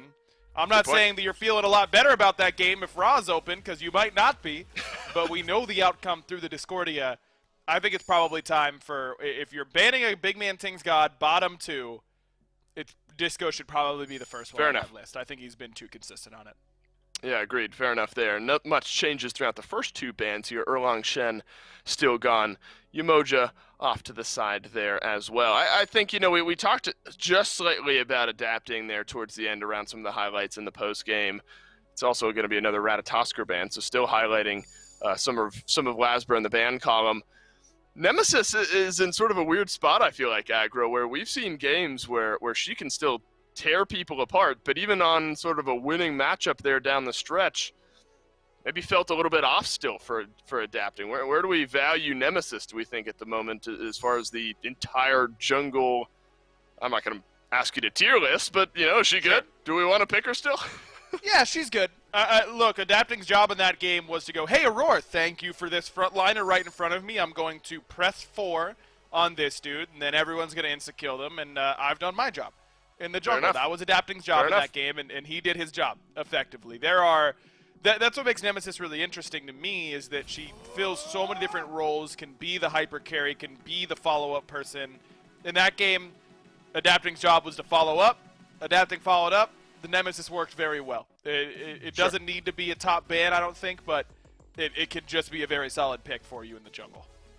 And I actually think that sort of caters to something Scream was talking to me about in the post-game interview of our previous set. He was, you know, talking about how flexible jungle can be at the moment, and many junglers can wear many different hats. You see Sino loves the warriors out of the jungle. Scream likes some of these unconventional assassin-y type picks. So I think fair enough. I think it's bad for any of us to be discounting any picks, because each jungler fills sort of a slightly different role maybe on their team. Time to catch up, though, in the picks and bans here for game number 2. Set and Nike both taken away from Radiance. Radiance obviously loves that set pick, so I think smart if you don't have a rock-solid game plan locked in against the set, and then the Persephone is going to get banned out as well by Radiance this time, so Venenu is going to be have to be on something a little bit different. Still that Rom first pick here, Aggro, immediately followed up by the Sun Wukong for Benji. I mean, if you can't get the Nike, Sun Wukong seems like a pretty good consolation prize there to snag into your second pick. Yeah, Radiance not really changing a whole lot in their draft. I mean, they're sticking to their overall game plan, which is prioritize Cyclone, Benji, and Aurora. And I'm just surprised that Renegades give up the Hercules again after how well Aurora played. I mean, look, he had a lot of deaths in that game, but how many fights did he insta-win for Radiance by killing a frontliner for Renegades? The only way you are willing to give Aurora Hercules again is if you look into Jake's eyes and go, hey, man, you're not going to get Herc comboed every fight, right? Right. And he goes, right, I will not get Herc comboed every fight. That's the only way that you have to make, that you can leave this open in my mind. Jake cannot play it the same way he just did, because I don't think Renegades will win if he does. And the rest is looking the same here as well. It's going to be, you know, still jungle-centric over towards Lasbra. Renegades don't feel like there's enough pressure on Laz to need to take a pick early on in their first 3. It's another mid-lane ban against BMT for the Renegades down the stretch. It's the Ra once more, so Discordia is still open if the Renegades want to go back to things here. Another Fenrir ban. So This is sort of a case of the Renegades maybe or Radiance rather, feeling like they know sort of what went wrong in that early game and like their comp enough to sort of run it back now down the stretch. There will be a pivot, though, for Lasbra. We've talked about the Nemesis a little bit, just over that 50% win rate mark, and now Lasbra gets a go to try to improve that a little bit. Now, I like this switch up for Renegades quite a bit because they can do something very similar to what Radiance just did to them. It's instead of a Hercules pull and push combo, it's a Sobek pluck, but you just nem for that dude and you kill that dude before he gets to play. That should be the game plan here for Renegades. This is a tank killing composition. You look at Guan Yu, Prot Tread on the 3, Sobek, displacement for frontliners, Heimdall, we can just insta-ult the Hercules as soon as he gets Sobek plucked and lands. We can insta-kill that guy. Nem, Prot Tread. This composition for Renegades has to kill frontline. This cannot be a dive into the backline all the time. They can do that pretty well, but I think that they are much more oriented. And with Aphrodite as well. Okay, you group up, you death ball, you just link one of the frontliners or your nemesis, and you just pluck one after the other, and you just conveyor belt Radiance into you, and you kill them for it. That has got to be the game plan here for Renegades. Don't worry about anything else. Let's kill that front line. Seems pretty clear for Radiance as well. They got a few knockups. They got into Wheelix. Is that how you imagine this composition playing out for the enemy team across from Renegades? It's smart because you have this opportunity to really displace that death ball effectively. Now, there are two different ways in my mind that you combat group up comps like what Renegades have. You can either draft insane AoE and try and Zeus ult the whole team and really set yourself up that way, or you can try and pull them apart with crowd control. Looks like Radiance is going for the latter, and I think it can work. Both teams with a clear game plan going into game number 2. Down to the casters we go. Thanks to Also Dagger on the desk yet again. We will be provided the views yet again by Doug. And Radiance yet again get a roar here on this Hercules. Will it be a problem? Or will it be more of a sort of medium game like we saw from him last time? Radiance clearly, though, trying to play around this Wheelish. Ox knock up, Hebo knock up, Hercules knock up. People are getting pulled this time for sure. They should be, and not a ton of CC immunity inside the ultimates. Lasbra in particular, the only one actually who doesn't, is going to have those beads pretty early on. That's why we see him pick it up at level 1 instead of the traditional blink out of that role. But you know what? Aggro tried to address the strengths of Renegade's draft, but there is an inherent weakness to these Death Ball-esque drafts where it's a very one-note engage. You need Jake to hit the pluck. You need variety to hit the cavalry charge. If any single member of Renegades dies here, if it's a core member like Ven, like Jake, their team fight is going to take a nosedive in effectiveness instantly. And what does Radiance have? They've got a pick draft. That a Wheelish Gravity Surge being so easy to set up for means that they can do it consistently. It doesn't matter how much CC immunity you have. If they do it to you 3 times in a row, eventually someone's going to die. And that's where I'm worried about Renegades struggling. They're going to play very smart around the mid to late game. Yeah, this is a game where Lasbra's going to be way more involved than we saw him in the tail end of game number 1. I think they've put, yet again, a ton of pressure onto Ven and Jake with this game, too. As you mentioned, they're almost 100% reliant on Jake's engage here. I think that Varieties is good, too. But I don't know if it's going to necessarily be what they're going in very first with all the time, as Lasbra cringe ganking yet again. Is Radiance ready for it? They want Aurora driving strike, but he is slow. Dash gets Lasbra there, and Aurora going to have a hard time getting away. I meant to say Aurora going to walk away easily, and Lasbra gets nothing off the level 2 gank. What an interesting rotation path there. We see Adapting just showing face enough to scare Lasbra off there. I thought maybe Aurora would try to use the driving strike to rejoin Cyclone Spin in the lane, but instead rotates immediately towards his jungler. Good communication from Radiance to get him out of that situation. And now Renegades make a small commitment, not really any actives used. They just pluck it out, get a little bit of poke out there. Aurora gets zoned off a couple minions. They at least win out a little bit as far as EXP and gold. Adapting, able to get the beads there out of Venenu. Probably a little bit of that knockup from Ting scaring him as well, and Ven does manage to stay alive. But just that little engagement, pretty valuable. Those Cyclone Spin beads on cooldown as well over there in the lab, so not as if Lasbra's gank earlier got nothing. So it's a decent little trade here from these junglers earlier. Clearly adapting, and Tangs want to be the synergy here in mid. Meanwhile, Lasbra looking to see what he can do over there in duo. But still, I don't know if this game is going to necessarily be decided by what's happening here, Myth. This is going to come down to their execution, and I mean Renegades in particular with this Death Ball comp. They're going to need to be really, really clean for it to work. They are, and now Ven, I think, is in a very precarious situation. Aphrodite, most abusable in the early game, losing out on the beads that early on. Do you see the damage the big man Ting was able to put out on his own? About 50% off of the water spout and water cannon, and that's without adapting using the feather step. So now, I'm expecting we see a little bit more pressure on the mid, at least until this Aphrodite takes over to level 5 and gets the Undying Love of Beads Aegis in one button. Until then, you have to play very safe. Going to make sure that he's being careful, and I wonder who Ven is going to be linking up to in the late game. On the desk, Aggro said it needs to be one of these frontliners, right? Make sure that Jake of Variety don't have to pay the iron price for engaging for this team. But, as you covered, Lasbra doesn't have the ultimate CC immunity to get out of trouble. I wonder if we might also see Ven linking up to him as adapting, rotating over to solo. Variety is backing, and there's the disruption from Benji. That should set up for adapting's ultimate here, but as long as Variety has cavalry charge, should be pretty tough to stop him. Doesn't have it, doesn't need it, and they end up not getting the gank. But Lasbra ganking duo and Aurora won't be as lucky the second time around. First blood goes to Renegades. Yeah, that's the second gank in 4 minutes from the Renegades on the duo lane. They're really trying to shut him down there, but now Ven in a little bit of trouble. Whoa! But they can't have that miscommunication, doesn't matter, I suppose, but they get the kill either way. Myth, I don't know about that, but they get the kill. Hey, look, BMT should know better, all right? Jungler hits the knockup, jungler gets the gravity surge. You gotta defer to me. That my CC is conditional, okay? Wait till I set you up in the future. That's true, BMT actually. takes all the blame here in my mind, but it's absolutely fine. The kill still goes the way of Radiance, and it's a nice return kill. Instead of losing out on a support, in exchange they pick up the mid laner Ben, and his beats still weren't up. Nice pressure. But now that Undying Love is going to be available very soon, and the bees as well have come back up for him, it's going to be very hard to replicate that for Radiance.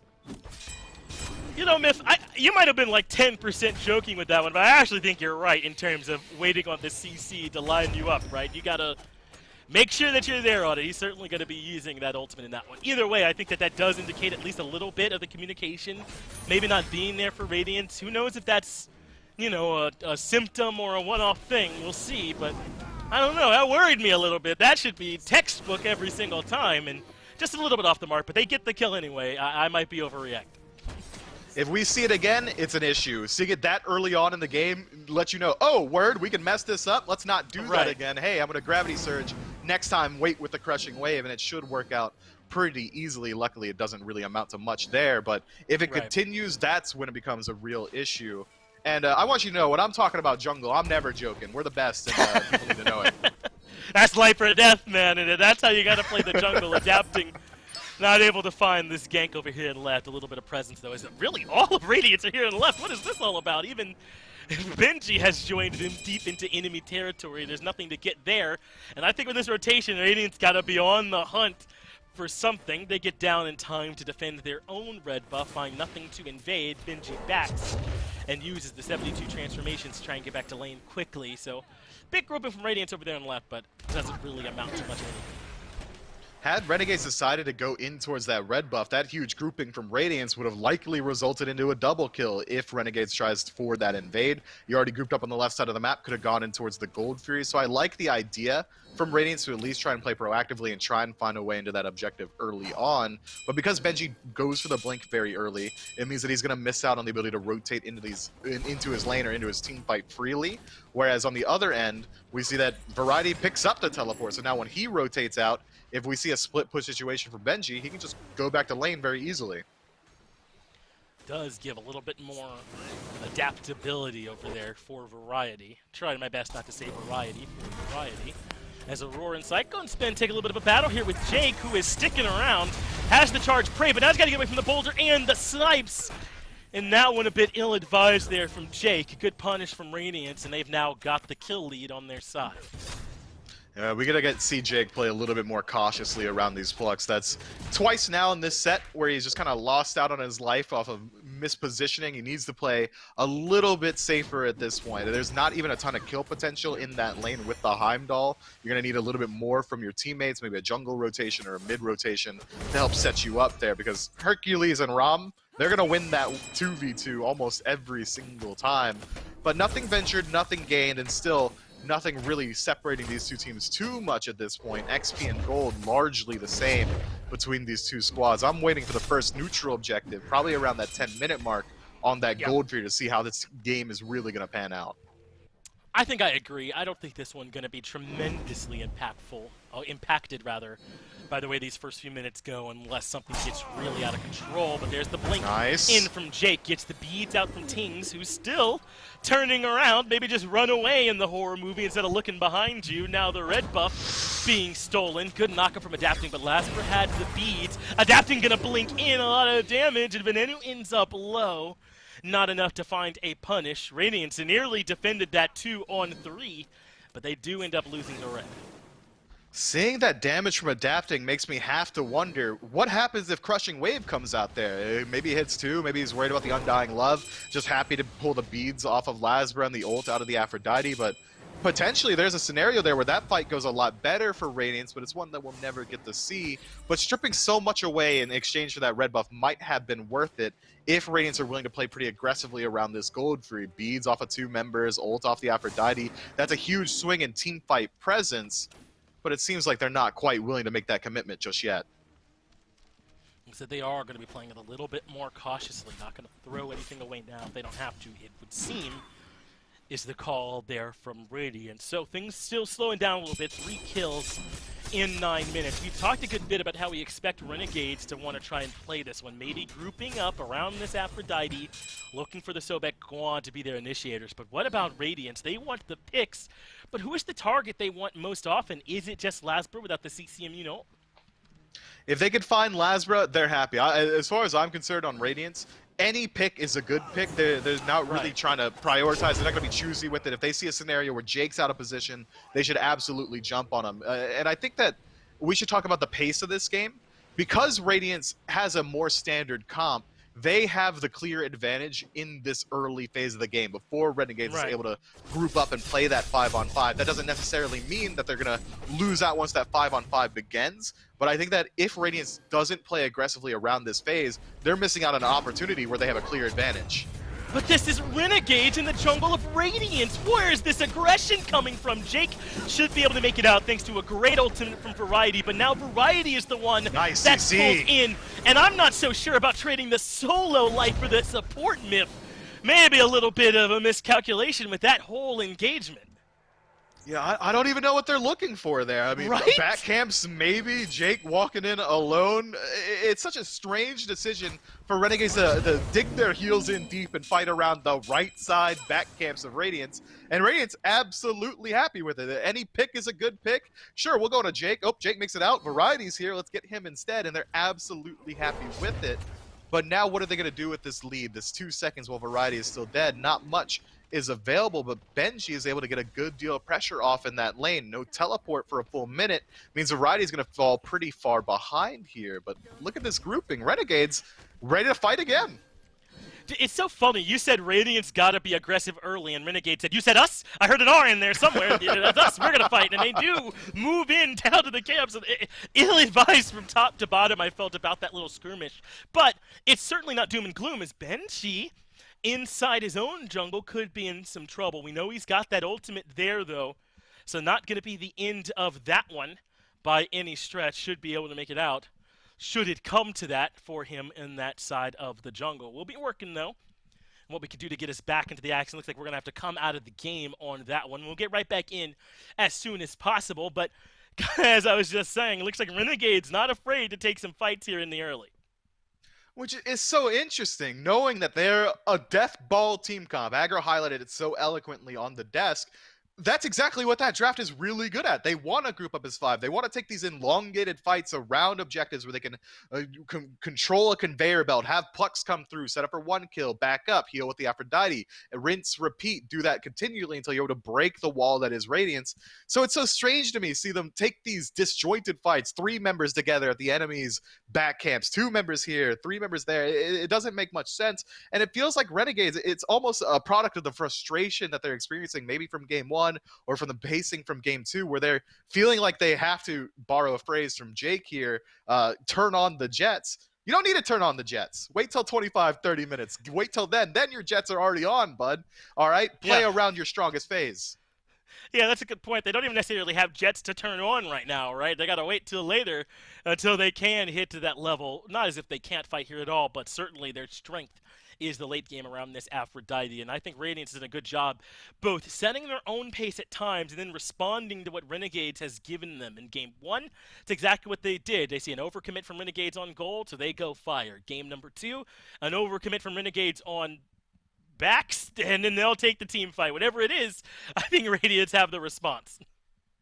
Yeah, I don't know, man. It just feels like a disjoint from Renegades, which is interesting, especially considering the history of these two teams in recent weeks. You'd expect Radiance maybe coming in looking a little bit more shaky. They got a couple wins on their belt recently, but if you take a look at the last 4 or 5 weeks as a whole, it's Radiance that's been kind of on this backwards trend, recently going a little bit up. But now, this week, week 13, we're seeing them come in and look like phase 1 Radiance or beginning of phase 2 as they come with the more standard draft that we'd expect from them. Hercules with Aurora, and now finding pressure out of the duo lane, rotating throughout the map very easily. We're seeing Benji making high committal rotations towards the Gold Fury in the early game, just on the off chance that they might be able to find a Gold Fury. This is a Radiance that is rejuvenated and revitalized, looking for proactive plays on the map. And this is the Radiance that I think garnered a lot of fans. I love seeing them play like this.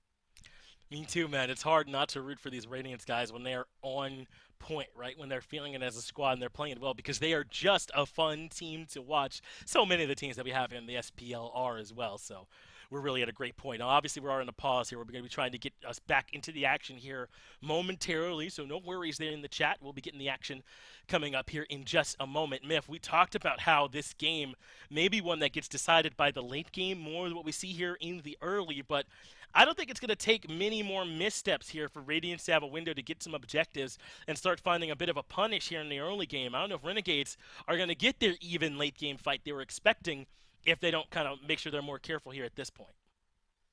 Renegades just need to turtle up. That's really all it is. They don't have to look for these high-octane plays. But again, look, the exact same thing, a 4-man grouping in the enemy jungle. Jake has now used the pluck, looking to see if he can grab on to Benji, perhaps, or maybe onto adapting. Looks like they already did get the kill there onto Benji a little bit earlier. That was the one they had initially in some trouble, and now they're going to make their way over towards Pyromancer. So not bad little sequence here from Renegades. This time the aggression has netted them some value. The pick in the solo laner and grabbing that neutral objective on the Pyro. I like that play, actually. They force out Radiance ever so slightly, realizing that Benji has to go back to base. He's completely They force adapting to use the blink defensively, and from there, Radiance only has 2 members healthy enough to contend, so they don't have to go in towards that Pyromancer themselves. Instead, Renegades pick it up for free. But that's just a stopgap measure, a small tool there to give them about a 600 gold lead. They're going to need to do a little bit more if they want to establish it into something tangible. And this looks like where they were able to catch out to Benji. He made up with the Somersault Cloud, but the Lovebirds were already on him. That dot damage enough, and Benji ended up falling. I think without the benefit of the spectator vision like we had, Benji didn't realize the trouble and didn't manage to ult up in time. So good work there from Renegades to find that pick. We were critiquing their aggression, but that time they were able to make it into a pick, and if Aurora's not careful, he could easily be next. He could be, but he's also got to maintain this pressure and take a peek at the level disparity between Aurora and Jake at this point. 2 levels. So Aurora should be feeling confident enough to step up aggressively, but maybe not this aggressively. He's largely isolated, but Radiance grouping up with him, looking for anything that they can. It seems like they're trying to make an exact same play Renegades played, but for the Gold Fury this time. See what they can do. Maybe trying to bait like they're on gold. You can see them lurk around the corner. I like that from adapting. Throw out a cheeky little knock-up. If it lands, you'll take it. If not, no harm, no foul. not is the world that we're in, so Radiance end up falling back, don't find anything there at that little fight. And Myth, normally I feel like with these Aphrodite comps, we say that they've got a half-D lead in the late game, but it doesn't feel like that's quite the case here. Do you think you really heavily favor Renegades at the 30-minute mark, or do Radiance still have plenty of chance with all this damage to fight back in? It's hard to say, right? How much of that Aphrodite late game lead are we associating just because it's SSG that's almost exclusively picking that god, and we know that they're going to be phenomenal in the late game, whereas Renegades is a team that I think, and how we saw in game 1, struggles a little bit come late game as far as decision making or target selection goes.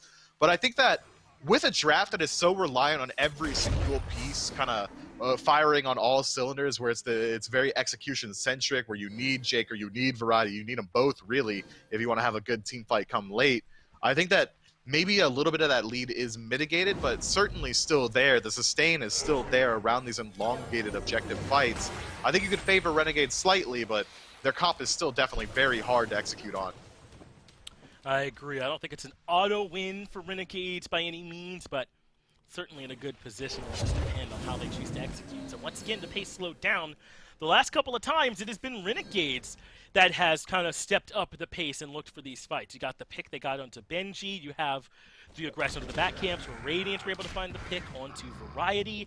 And all of that has kind of been at the result of Renegades looking for a little bit more action. So maybe they're the ones we should expect to be looking to get active next time around, as Adapting has to be careful. Into the jungle yet again go Renegades of the enemy team. Jake, hungry for a pluck target, but can't find it there. Meanwhile, Benji, doing as solo laners do and proxy farming all the way at the other team's Phoenix. He's a Sun Wukong, though, so I imagine he's largely safe, but Veneno and the boys are moving into the jungle, looking to cut him off at the pass. That's the Kiss landing. Benji, as the Ox form, though, makes it out of there pretty easily. It's a lot of damage, though, just from Aphrodite. That Doom Orb putting in some work, 145 power, ticks away about 20% of Benji's HP bar there. Luckily, he's already got the Soul Eater, so he should be able to sustain that up. If Renegades are going to continue playing exactly like this, they're already establishing that roaming death ball that we highlighted earlier. They just kind of moved that date up a little bit. Instead of in the late game, they're bringing it in the mid. Then they can absolutely continually play this aggressive style, walk into the enemy jungle, do whatever you need to, because they're playing to the strength of their draft. But now, Radiance, waiting for an opportunity for the gold.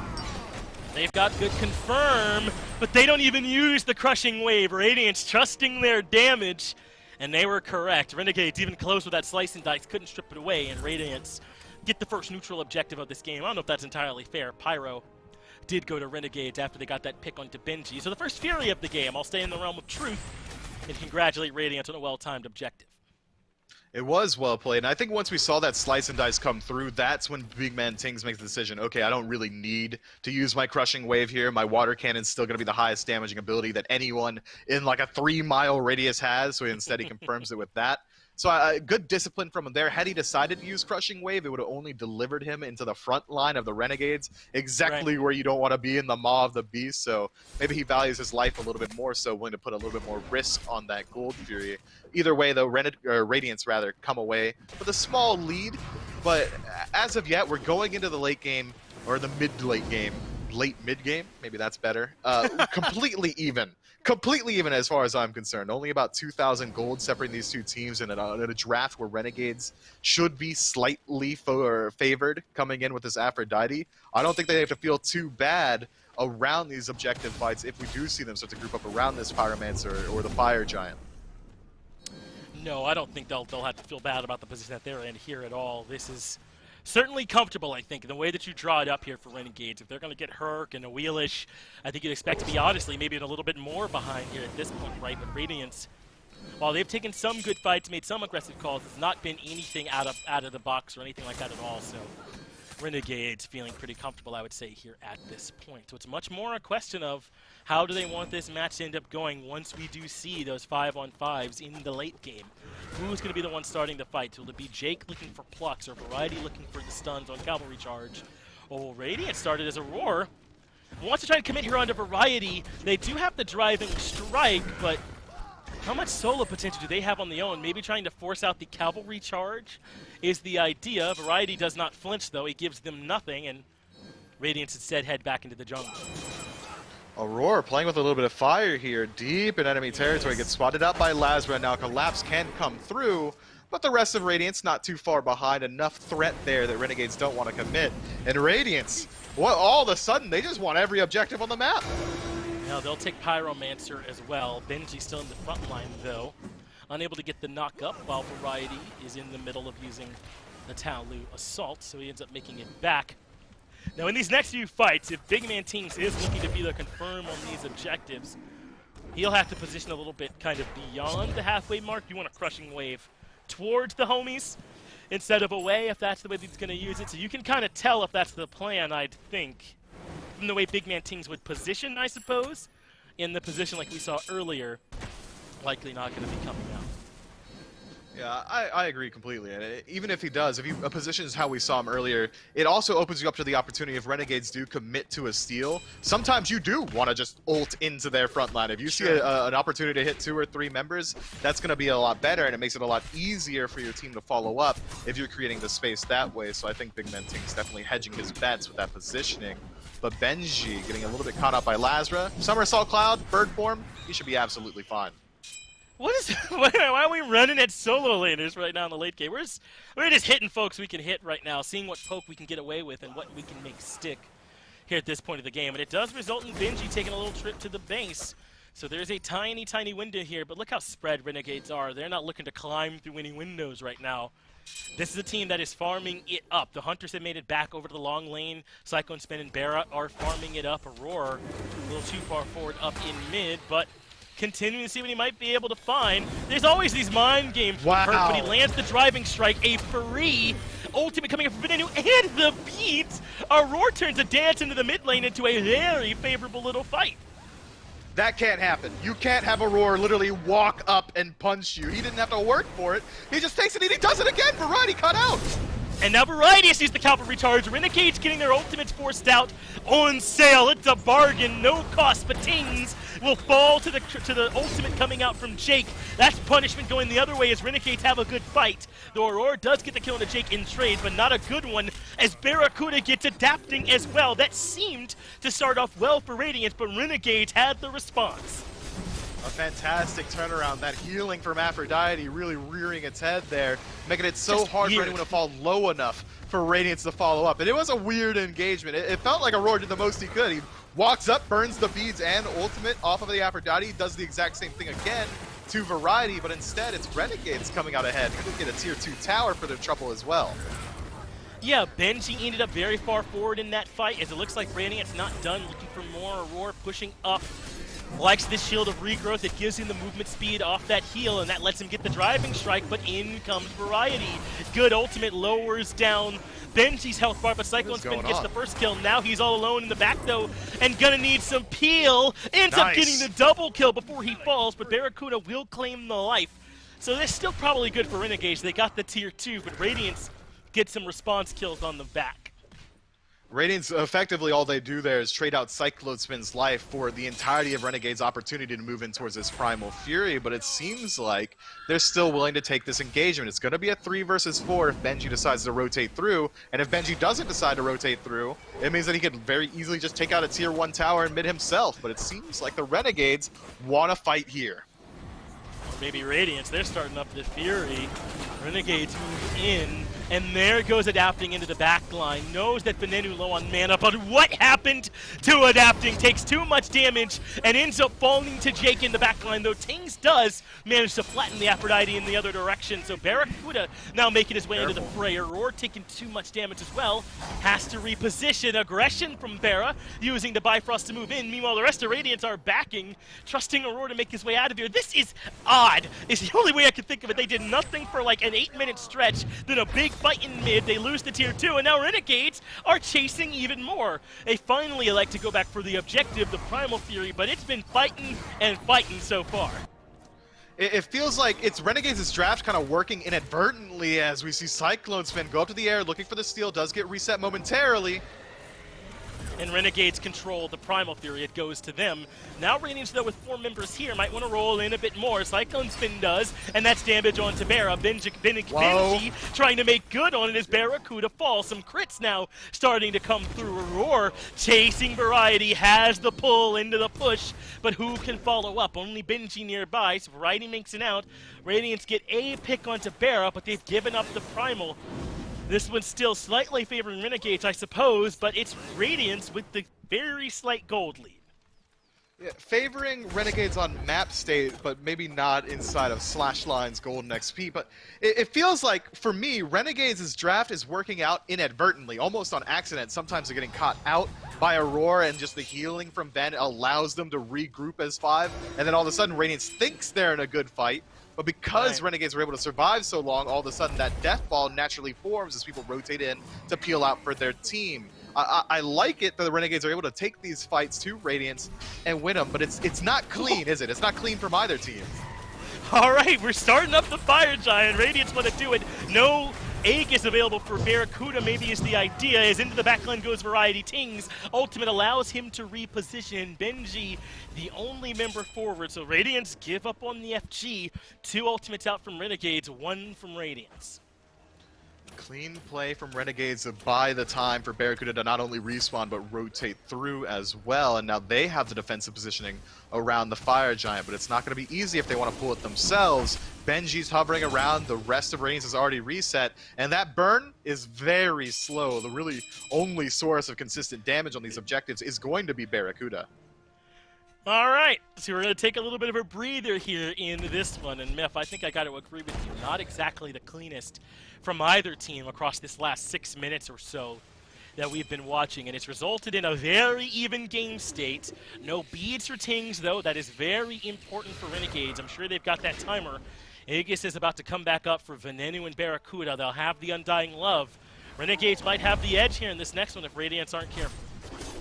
Keep your eyes on Jake, keep your eyes on Aurora. I think that's going to be the first one to die on either team here, because it seems like neither one of them has been able to get into the back line of either team as of yet. It really does come down to this front line fight. If Renegades are able to execute on this conveyor belt, use the Nemesis Assault, the Taolu Assault to shred through the frontliners and turn around there, that's going to work out. But Jake, what a missed opportunity. Yeah, Aurora's in Jake's head with that one, huh? Dodges the pluck and pushes him to the squad. Unfortunately, that's twice that Radiance has played better and been punished, as Benji is the one that's low in HP on the back of that fight, and Renegades now just going to try to force down the tier 2 tower in the right lane. Radiance not going to defend. That belongs to Renegades. That's a smart play. Much easier to take down that tier 2 than move in towards that Fire Giant because of how slow their burn is. Barracuda, being an ADC, will certainly be able to take out these structures, but it's going to be very hard for them to feel confident moving in. And you're right, look at that ward coverage from the Renegades. Anyone steps up on Radiance, everyone on the Renegades is going to know about it. But it looks like a small reset as Variety goes back to base. But look at the inventory of Radiance. No wards except for 1 on Benji. This vision isn't going to change anytime soon. Well, they would need to find some resets of their own here if they want to get back into contest. And if they back like where they're backing, then Renegades will likely know about it. They've got so many deep wards down there to see around this same deep harpy that they were pushing in earlier in the game. So a couple resets do come through from Radiance. Cyclone Spin picks up the Sentry and a regular ward. Tings gets 1 too. They'll be back in and able to contest this vision a bit. Take a look at these items. I'm noticing Adapting only seems to have 4. Maybe he's sitting on some gold in hand here at this point, but not quite at the same point that Lasbra is, with plenty of items finished. Yeah, Lasbra almost completed build just about. Adapting. It is strange. His build is slightly expensive, going for the Heartseeker and the Erendite. Those are very expensive items, but he is missing out on a lot. Was that Jake that did all that damage? No, it was back off from Venenu. And boy, did that hurt the backline of Radiance. Benji up to the sky. Aurora, the next member, in trouble. And that means Variety's going to push in. The boulder coming out from lands on several, but Benji gets hit by the ultimate from Lasbra. But Barra's low in the back. Snipes from Cyclone Spin will not land, though. And now Variety trying to push this fight forward. Aurora has the driving strike. And Adapting is in the back line. I don't know if that's the timing he wants. And Radiance have already lost their jungler. Yeah, Radiance lose their opportunity to fight it out here as well. Not only are they lower health, but they don't have a healer either. Ven getting a lot of value out of this Aphrodite. And now Fire Giant, it's going to be a slow burn, but I don't think there's any world where Radiance feel confident enough to move in. Maybe a potential steal but even then, not really. Renegades establish a resounding lead at the 28-minute mark, and there's only a couple towers standing between them and the base. And remember, this Aphrodite was 10th picked, I believe, the last one in the draft, so Radiance didn't get a chance with their picks to counter this sustained comp. It all has to come through from the itemization from the Divine there for Tings, the Brawlers on Benji, and adapting the Cursed Ankh. Upgraded for Aurora. They're going to need those to shine on this mid-Phoenix defense. And already low in the back is Lasbra, but the mid-Phoenix at half HP too. But Aurora hunts him down with a boulder and makes him pay. Mid-Phoenix falls though, so far so good for Renegades as long as they don't lose anything else. But Aurora walks up, two-man driving strike again, and that means Renegades in trouble. There's the pull to bring Barracuda in as well. He gets disrupted from the Bifrost. Finally, he used it to go back to the Phoenix, and he is going to be safe there. But Benji gets the kill onto Jake, and now Ben and Variety are separated from their damage. Adapting goes hunting, looking for Barracuda in the back, and Renegades got mid-Phoenix, but Radiance has punished them well. But this is not a guaranteed fight for Adapting. It's one where he loses. Shades of Zapman versus Panatom. Barracuda comes out ahead.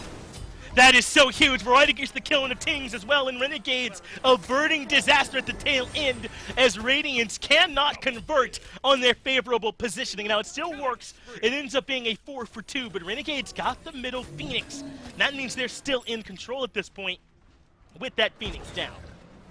That is an insane sequence there, and every single bit of damage, every single bit of credit we're going to give to Radiance falls cleanly in Cyclone Spin's lap. He did potentially 80% of the damage output that Radiance had there is solely from their Hunter. These crits are ringing true. He's finding auto attacks. He's positioning perfectly around these fights to consistently be involved. Fantastic play from the ROM. Adapting, unfortunately, twice in a row now falls for very low value, not a part of the core fight for Radiance, and just kind of falls 1v1 to Barracuda on the tail end. But Renegades do strip away a Phoenix, but they lose out on so many of their Fire Giants. Barracuda, the only one still with it. I don't think Renegades is going to be able to do anything for the next two and a half minutes while they wait for this Fire Giant to respawn. This lead is largely lost. It is. We might just be in stall mode here at this point. If your Radiance is not stall mode, though, you got to keep this mid-wave pushed up while we wait on this Fire Giant to respawn. But I'm not going to be too hard at Adapting. I don't know how you feel. It's hard to fight Hunters in the late game, even on someone like a Wheelish who's strong in the 1v1. He couldn't quite close the gap on Barra, I think, and Barra got the punish. So we'll see how this next fight goes. Renegades have done a really good job, I've thought, of spreading Radiance out here a little bit. They're not giving them quite the team fight that Radiance won. Yeah, I agree. It seems like Radiance are looking for this pick potential, but Renegades have done a very good job post 25 minutes of maintaining this 5-man group. But, you know, I'll blame Adapting for it. He doesn't have to take that 1v1. He can just hang out and keep poking Barracuda and make sure he doesn't go back to base, wait for your team to reset, because Radiance isn't going to be able to do much with that push anyway. But instead, he does try to make that hero play and loses out on his life pretty easily, if I could say so myself. But, you know, we've got the spectator view. We can't really put ourselves in the exact same shoes of these players, so it's tough.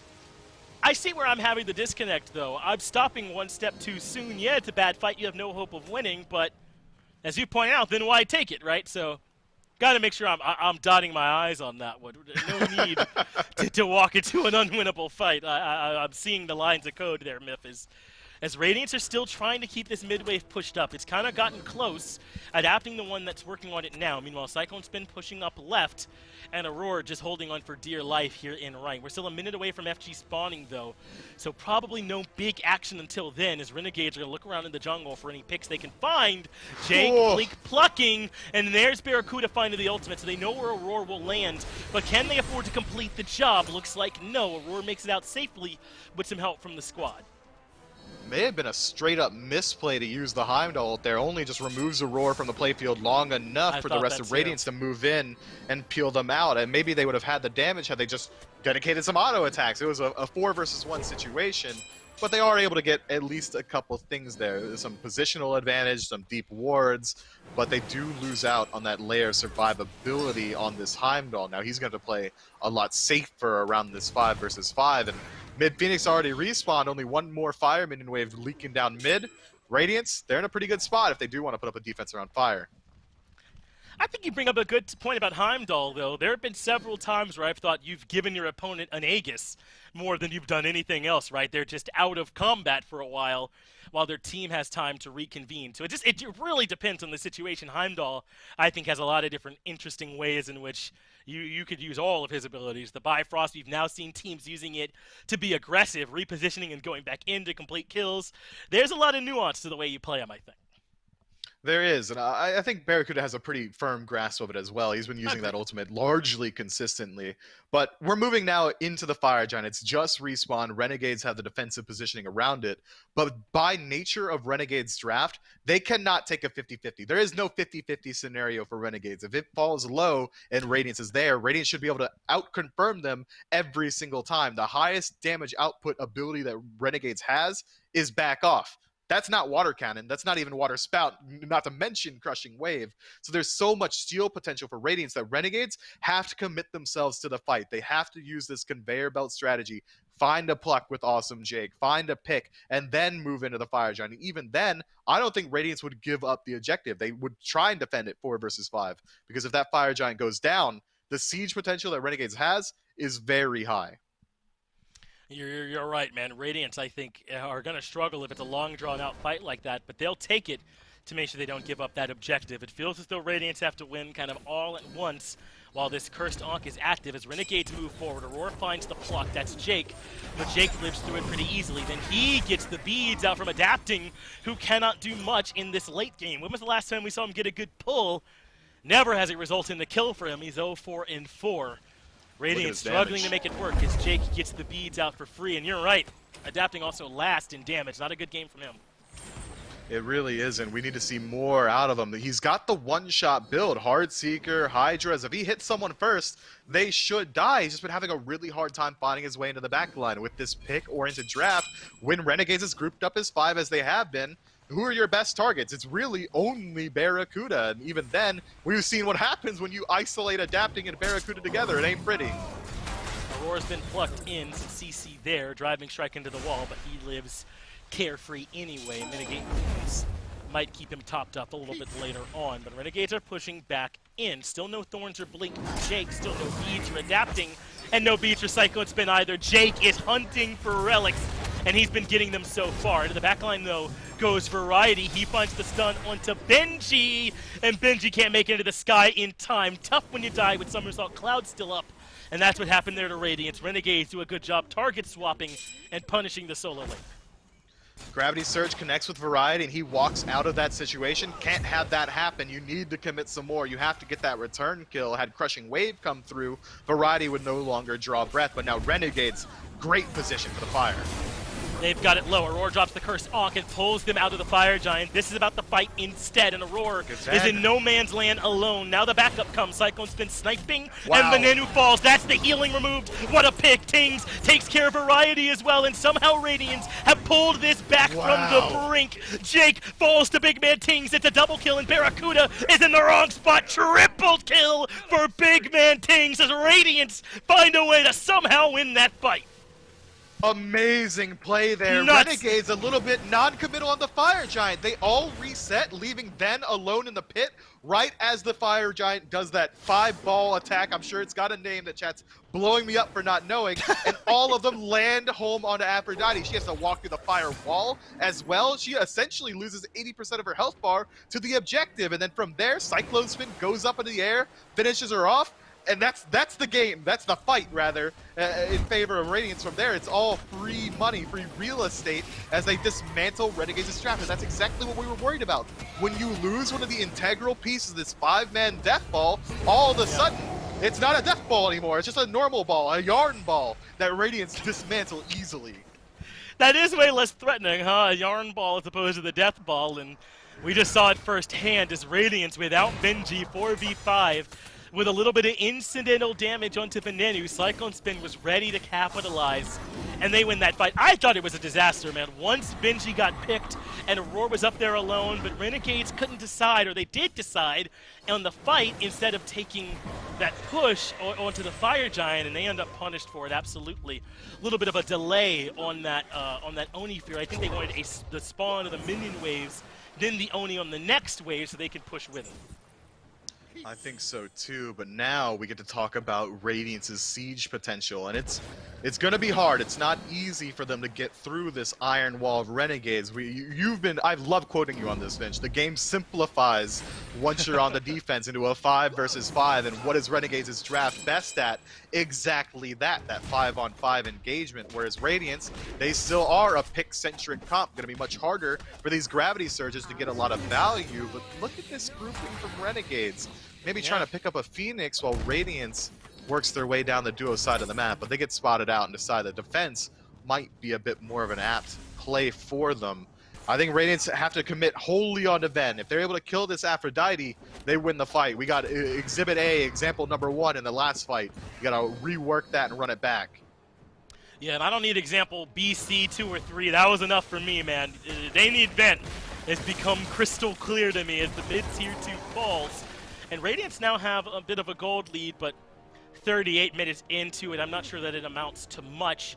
Adapting did get about 3k damage in that last fight as Benji gets plucked in down to half HP. He does not have teleport, remember, so no 3-second life as Aurora takes a bunch of damage under the mid-Phoenix. Jake's now looking for a chance to find a pluck, ends up hitting a minion on his way out, doesn't matter much as left side Phoenix is low.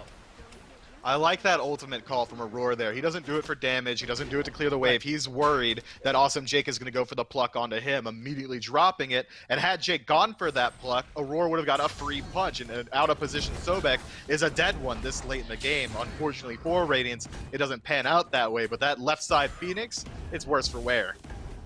We gave Adapting a hard time for his damage, but Lasbra ain't doing much better, huh? Both junglers pretty silent here in this game as left side Phoenix goes down. Benji's in the backline trying to deal with Lasbra, makes his way back through middle Phoenix though, towards safety as the rest of Radiance move in, except for Adapting. My man's taking care of some Harpies in the back, I believe, as the rest of Radiance look for the fight. Adapting makes it back in, and mid-Phoenix down to half HP, just about. Radiance, though, going to push back in without a minion wave. Aurora the first one in. Pluck lands on the Cyclone Spin. Beads, though. And what was it Rapper said? Pluck onto someone with beads. You're trading your life for that relic. And he got the beads. I'm not sure it's worth it when the margins are so thin this late into the game. Now, but he Radiance, got him. Yeah, he got him. Radiance can move into this Phoenix very easily, and it seems like that's the call. Variety on the backline, though, deletes Adapting. Radiance hasn't needed him much, though. Let's see if they need him here. Barracuda's ult lands, but Nenu low. Just barely not able to complete the kill as Benji, and he pays for it with his life. But the mid-Phoenix comes down. Radiance going to have to retreat, getting exactly what they came for. Fantastic play from Variety there to shut down Adapting, making sure that Radiance can't do any more than just that, taking out that mid-Phoenix. But 2 Phoenixes down is the biggest map differential we've seen between these two teams. Renegades only ever taken down the mid-Phoenix of Radiance. Radiance, on the other hand, gets the most important Phoenix in the game, the duo lane Phoenix, making it much harder to defend subsequent Fire Giants, respawning in about 1 minute. That's going to come into play in a big way. Renegades, though, still do have the added benefit, 40 minutes into the game, of having the superior late-game team fight draft. It's just whether or not they're going to be able to have that opportunity to utilize it if Radiance has split up the map enough. Someone's going to have to stop these fireman waves. Who's Renegades going to send? It's likely going to be Guan Yu. Look at Aurora's KDA real quick, though. He is least deaths tied with Cyclone Spin, a part of the most kills with 15, and just getting it done on this Hercules. He and Cyclone Spin have kind of been it, as far as I'm concerned, here for Radiance this game, man. They're keeping him in it. I think Tings had a good fight on that fire, but it starts with Cyclone Spin killing out Beninu. Radiance need this duo lane to show up the way they've been showing up so far this game. And just to further emphasize that last fight around fire, Cyclone Spin had to hit all 3 shots of his ultimate. That's not easy. That's not easy on someone who is actively trying to juke you, who is also healing, who's also an Aphrodite. I mean, that is a thin margin that he wins out an engagement for his team for. You can't rely on that every single time, so you're absolutely right to give the props there. And Renegades had to make a hard decision. Do we defend fire or the base? And they choose the base. It's going to be an enhanced Fire Giant going the way of Radiance. Do you think they realistically can come contest, or could have contested this FG here, or is that the right call to defend base? I think they have to remain grouped as 5 at all times, and with the minions pushed up as they were, Renegades likely do make the right call, trying to create a little bit of space. But look how slow this back is. And look how slow the rotation from Radiance is as well. Had Radiance moved into that right side Phoenix with that slow-tation from Renegades, it would have gone down for free. Right, I mean, Aurora knew, right? He walked right in, he didn't have anyone with him as Jake goes in, adapting low on the left, fighting Lasbra, as Jake gets destroyed by the damage of Cyclone Spin. But hey, in the battle of ineffective junglers, I guess Lasbra's better, but Tings flattens two with the crushing wave. Barracuda in the backline needs some help, does make it into the Bifrost, but that leaves the front line all alone without any damage. Variety is toast. Lasbra and Barracuda gotta defend this base alone. Big man Ting says, you better say my name, casters. Watch Cyclone Spin's name out of your mouth. It's time for Tings. Yeah, Hebo time. Hits 2 with the crushing wave to turn around a fight handily. Lazar wins the 1v1. Who cares? Adapting's not doing anything anyway. That's right. What a waste of time. My man Adapting's been a non-factor, and Radiance are taking down the Titan half HP, and there's nothing Barracuda can do. That's a deicide. That's the set. Radiance finding the 2-0. Fantastic play from Radiance, bringing back that aggressive style, but still showing that they're capable of playing in the late game as well. A 2-0 convincing manner. I thought for sure Renegades was going to win that game as they came into that last Fire Giant. And then that turnaround fight from Cyclone Spin. Individual plays do not often win you games, but this is certainly one of them. Individual plays from Radiance absolutely turn it around. Just such an impressive way for Radiance to turn this one around. Being done by that core, right? Like Cyclone Spin, Aurora, and Tings making their names heard. What a win for them. They find the 2-0. We got plenty to break down, though, on the other side of this break.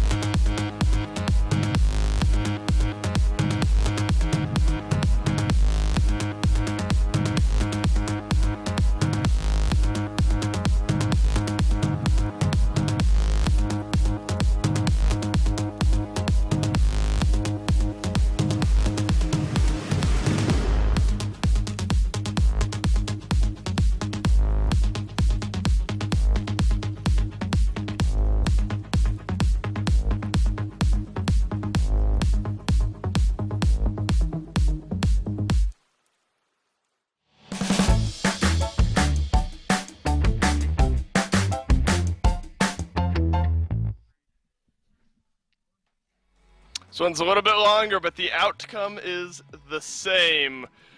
Radiance able to get this one done over the Renegades. Really mid-support and ADC for Radiance, where the big numbers going into this one. A win is a win at the end of the day, no matter how long it took you to get there. Aggro, how did they get there, though? I mean, I think BMT, Aurora, and Cyclone Spin had themselves a game and really got Radiance over the finish line and into the win column again. Agreed. It was really the duo lane for Radiance that really got this one started, and Cyclone and Aurora were absolutely phenomenal come team fight time. It wasn't the duo lane in the actual duo lane. It was only whenever they started rotating and doing fights, but in those fights, Aurora and Cyclone were unbelievable. How does a combined 13-2 and 24 sound to you? Pretty good, I would say. Better than 1 and 9 duo lane there for Radiance, and then 8, 2, and 11 as well, coming out of Big Man Tings. And all of this kind of overshadows the great game that Barracuda had on this Heimdall. I mean, he was pumping out tons of damage, absolutely finessed adapting in the 1v1 near adapting's own base, and it just didn't end up mattering. Another game, at least this time, Lasbra had a buddy down there with him near the bottom of the player damage charts. He and adapting were kind of non-factors throughout the majority of this game. It was kind of a 4-on-4 drill, it felt like at times, but at the end of the day, Radiance's was a little bit stronger. Agreed. It's funny, we come into the set sort of joking, we do the whole chair bit with Ramsey, talking about the junglers, how, you know, jungle tends to be the role that has the potential to have the most impact on some of these games, but I think a tough day for both of the junglers, but adapting's day definitely eased a little bit with the W in the win-loss column there for sure. And on the other side of Barracuda, we talked about the Heimdall, definitely had a great game there. Cyclone spin on this ROM, I think, proving why it's worthwhile for some of these teams to be picking this ROM first overall. A 13.5 KDA is always going to be beneficial if you can lock that in with your first pick. You're not hurting with one of those for sure. I mean, it was just really good backline work by Radiance. And really, I don't think that Renegade's backline, which has at times looked outmatched in games like this, I didn't feel like it really was. I thought both Ven and Barra had pretty solid performances. Oh. That ultimate from Big Man is just disgusting, man. You gotta love to see that. Seems good. But I really don't feel like the backline for Renegade got outperformed. I thought that their front line is where they lacked a little bit in this game, and that's where Aurora and Benji and adapting really ended up making a difference in this one. They created space, and Big Man and Cyclone were able to make great work with it. Aggro, you're always rolling the dice when you're giving Aurora Hercules once in a set. You know, you give it to him twice here. You're playing with fire or something worse for sure. Aurora definitely had himself a set, as the rest of Radiance did. Aurora and Finch standing by for the post-game interview. Thanks, Dave. I absolutely am here with Aurora. Aurora, I just get to see you on a personal level, bud. How are you doing after that game? And getting to play Hercules twice, I'll pick up right where Dolson left off. That doesn't happen much for you anymore. Yeah, no, I'm doing good, but did you guys see what happened at the end of that game? I've never seen that in my life. Big Man literally one-shot Aphrodite What? from 100%. Yes! I've never so seen that right. ever. What? It was actually the craziest thing. I literally had front row seats to it. He literally blinks in and ults him. He literally 100-0'd him a straight one-shot. I've never seen that ever, like in an actual SPL game, I feel like. That was insane. Well, let's talk about your backline then, because Big Man teams made that hero play, but I think the biggest play of the game is Cyclone Spin getting those snipes onto Ven in that Fire Giant fight. That felt like the turning point for you guys, where you got some momentum, and he just had a lights-out set in general. Talk to me about Cyclone Spin's impact for you guys. Yeah, no, Cyclone played extremely well. He's just like, keep me alive and I'll kill all of them, and that's what he does every game, so that's what we did. When you hear that from your ADC, you know it's going to be a good game. Yeah, go back to game one if you can for me. That turning point in that game was the Fire Giant call. Who made that one for you all, where they went gold and you said, okay, we're just going to take the FG then? Yeah, we were backing and we knew gold was coming up, and Big Man's like, let's just go to fire. And we all listened to him right away and just got it. So Big Man made a really good call. Yeah, they never even came over to contest on that one. It came to you basically for free. Well, you guys had kind of a tough phase, it felt like this time, but it's starting to seem you guys are back on track. I think this is 3 wins in a row for you all now. Do you feel like you got things clicking, or do you feel like you still need to see more? We'll see. I feel like we're getting a lot better, and I think that's the only thing that matters right now. Yeah. We got, what, 2 sets left before playoffs, then Worlds, so we're just trying to get better. I feel like we're getting better. That break we had was kind of rough, but I feel like we're starting to get back into it now a little bit more. But I don't know. We'll see. But I'm feeling good, and we're definitely getting better. Yeah, I think so too, man. It's just good to see you guys winning again. Thanks for talking to me, Aurora. We'll get it back over to the desk, though. Let them close it out. Thanks.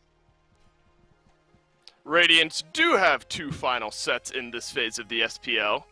SSG tomorrow, and then Ghost on Halloween. So that is a tough duo to be going up against. Yeah, I'm right with you there on that one, Aggro. I'm glad Aurora pointed out the one shot on the Aphrodite. We kind of laughed about it, but just to vocalize that, I admittedly have never seen that either. That is one ability is pretty rare. I think I've legitimately one-shot someone with Scylla ult before. I don't think I've ever done it with Hebo ult. Most of the time you see like one-shots, it's two abilities hitting at the same time. You know, it's a Lassus combo with Raw, like 1-4 someone, or like a Poseidon Whirlpool Kraken.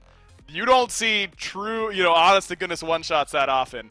But hey guys, listen, Hebo and mages in general are super balanced. In fact, they're actually kind of bad. So here's my list of ways that we can buff them. Production, this is where you just take schedule and don't let... Yeah, perfect. Go ahead, Dave. Cut me off. So number one... Okay. No. Look, tomorrow... Well, the problem is I'm with you. I honestly want to let you go a little bit and see where we go here. Radiance versus SSG, the first of the final two matchups I mentioned will be tomorrow. So that one's going to be a lot of fun to watch. And then PK up against United. PK dropped the set against Sanguine early on here in this weekend, and then Ghost Sanguine sandwiched right in between those two. Aggro, I think tomorrow it's a 3-set day of the SPL, if that isn't already obvious. Let me vocalize it to you. We're starting at 1 p.m. Eastern Time tomorrow instead of 3 p.m. Eastern Time tomorrow. That has the potential to be a longer day. These teams not only close-knit in the standings, but I think play as of late trending to be close for some of these squads. Agreed. Everyone is starting to play with a little bit more gusto, I would say. Everyone understands the stakes that are put in front of them at this point, and some teams are really starting to pop off because of it. Others maybe not crumbling under the pressure, but not matching that same level of step up that you're seeing from teams like, I don't know, PK and Ghost, who have looked pretty phenomenal as of late. I know PK took a loss earlier on this week, a pretty important set for them tomorrow in terms of their own standings, but also for E-United now. With this Renegades loss, E-United, if they can beat Renegades next week and then win one of their next two sets that are against PK and SSG, so two tough ones, E-United's going to be in a good spot for 6 seed. Don't you love it? We come sort of to the end of the phase, and there's all these specific scenarios that work themselves out. It just bumps up that intrigue just a little bit extra as far as final standings, going into the Phase 2 playoffs, all that sort of fun stuff. That is it, though, for this Saturday in the SPL. Everyone stick around, though, if you want more competitive SMITE action. We got the SCC still carrying over throughout the rest of the evening. Remember, tomorrow a triple header, PK versus E-United, 1 p.m. Eastern Time. You can watch the SCC beforehand if you'd like, but 1 p.m. Eastern Time is when we will start off with the SPL tomorrow. As always, thanks for watching. On behalf of myself, Agra, all the other casters, everyone back in production, we'll see you tomorrow. Peach it.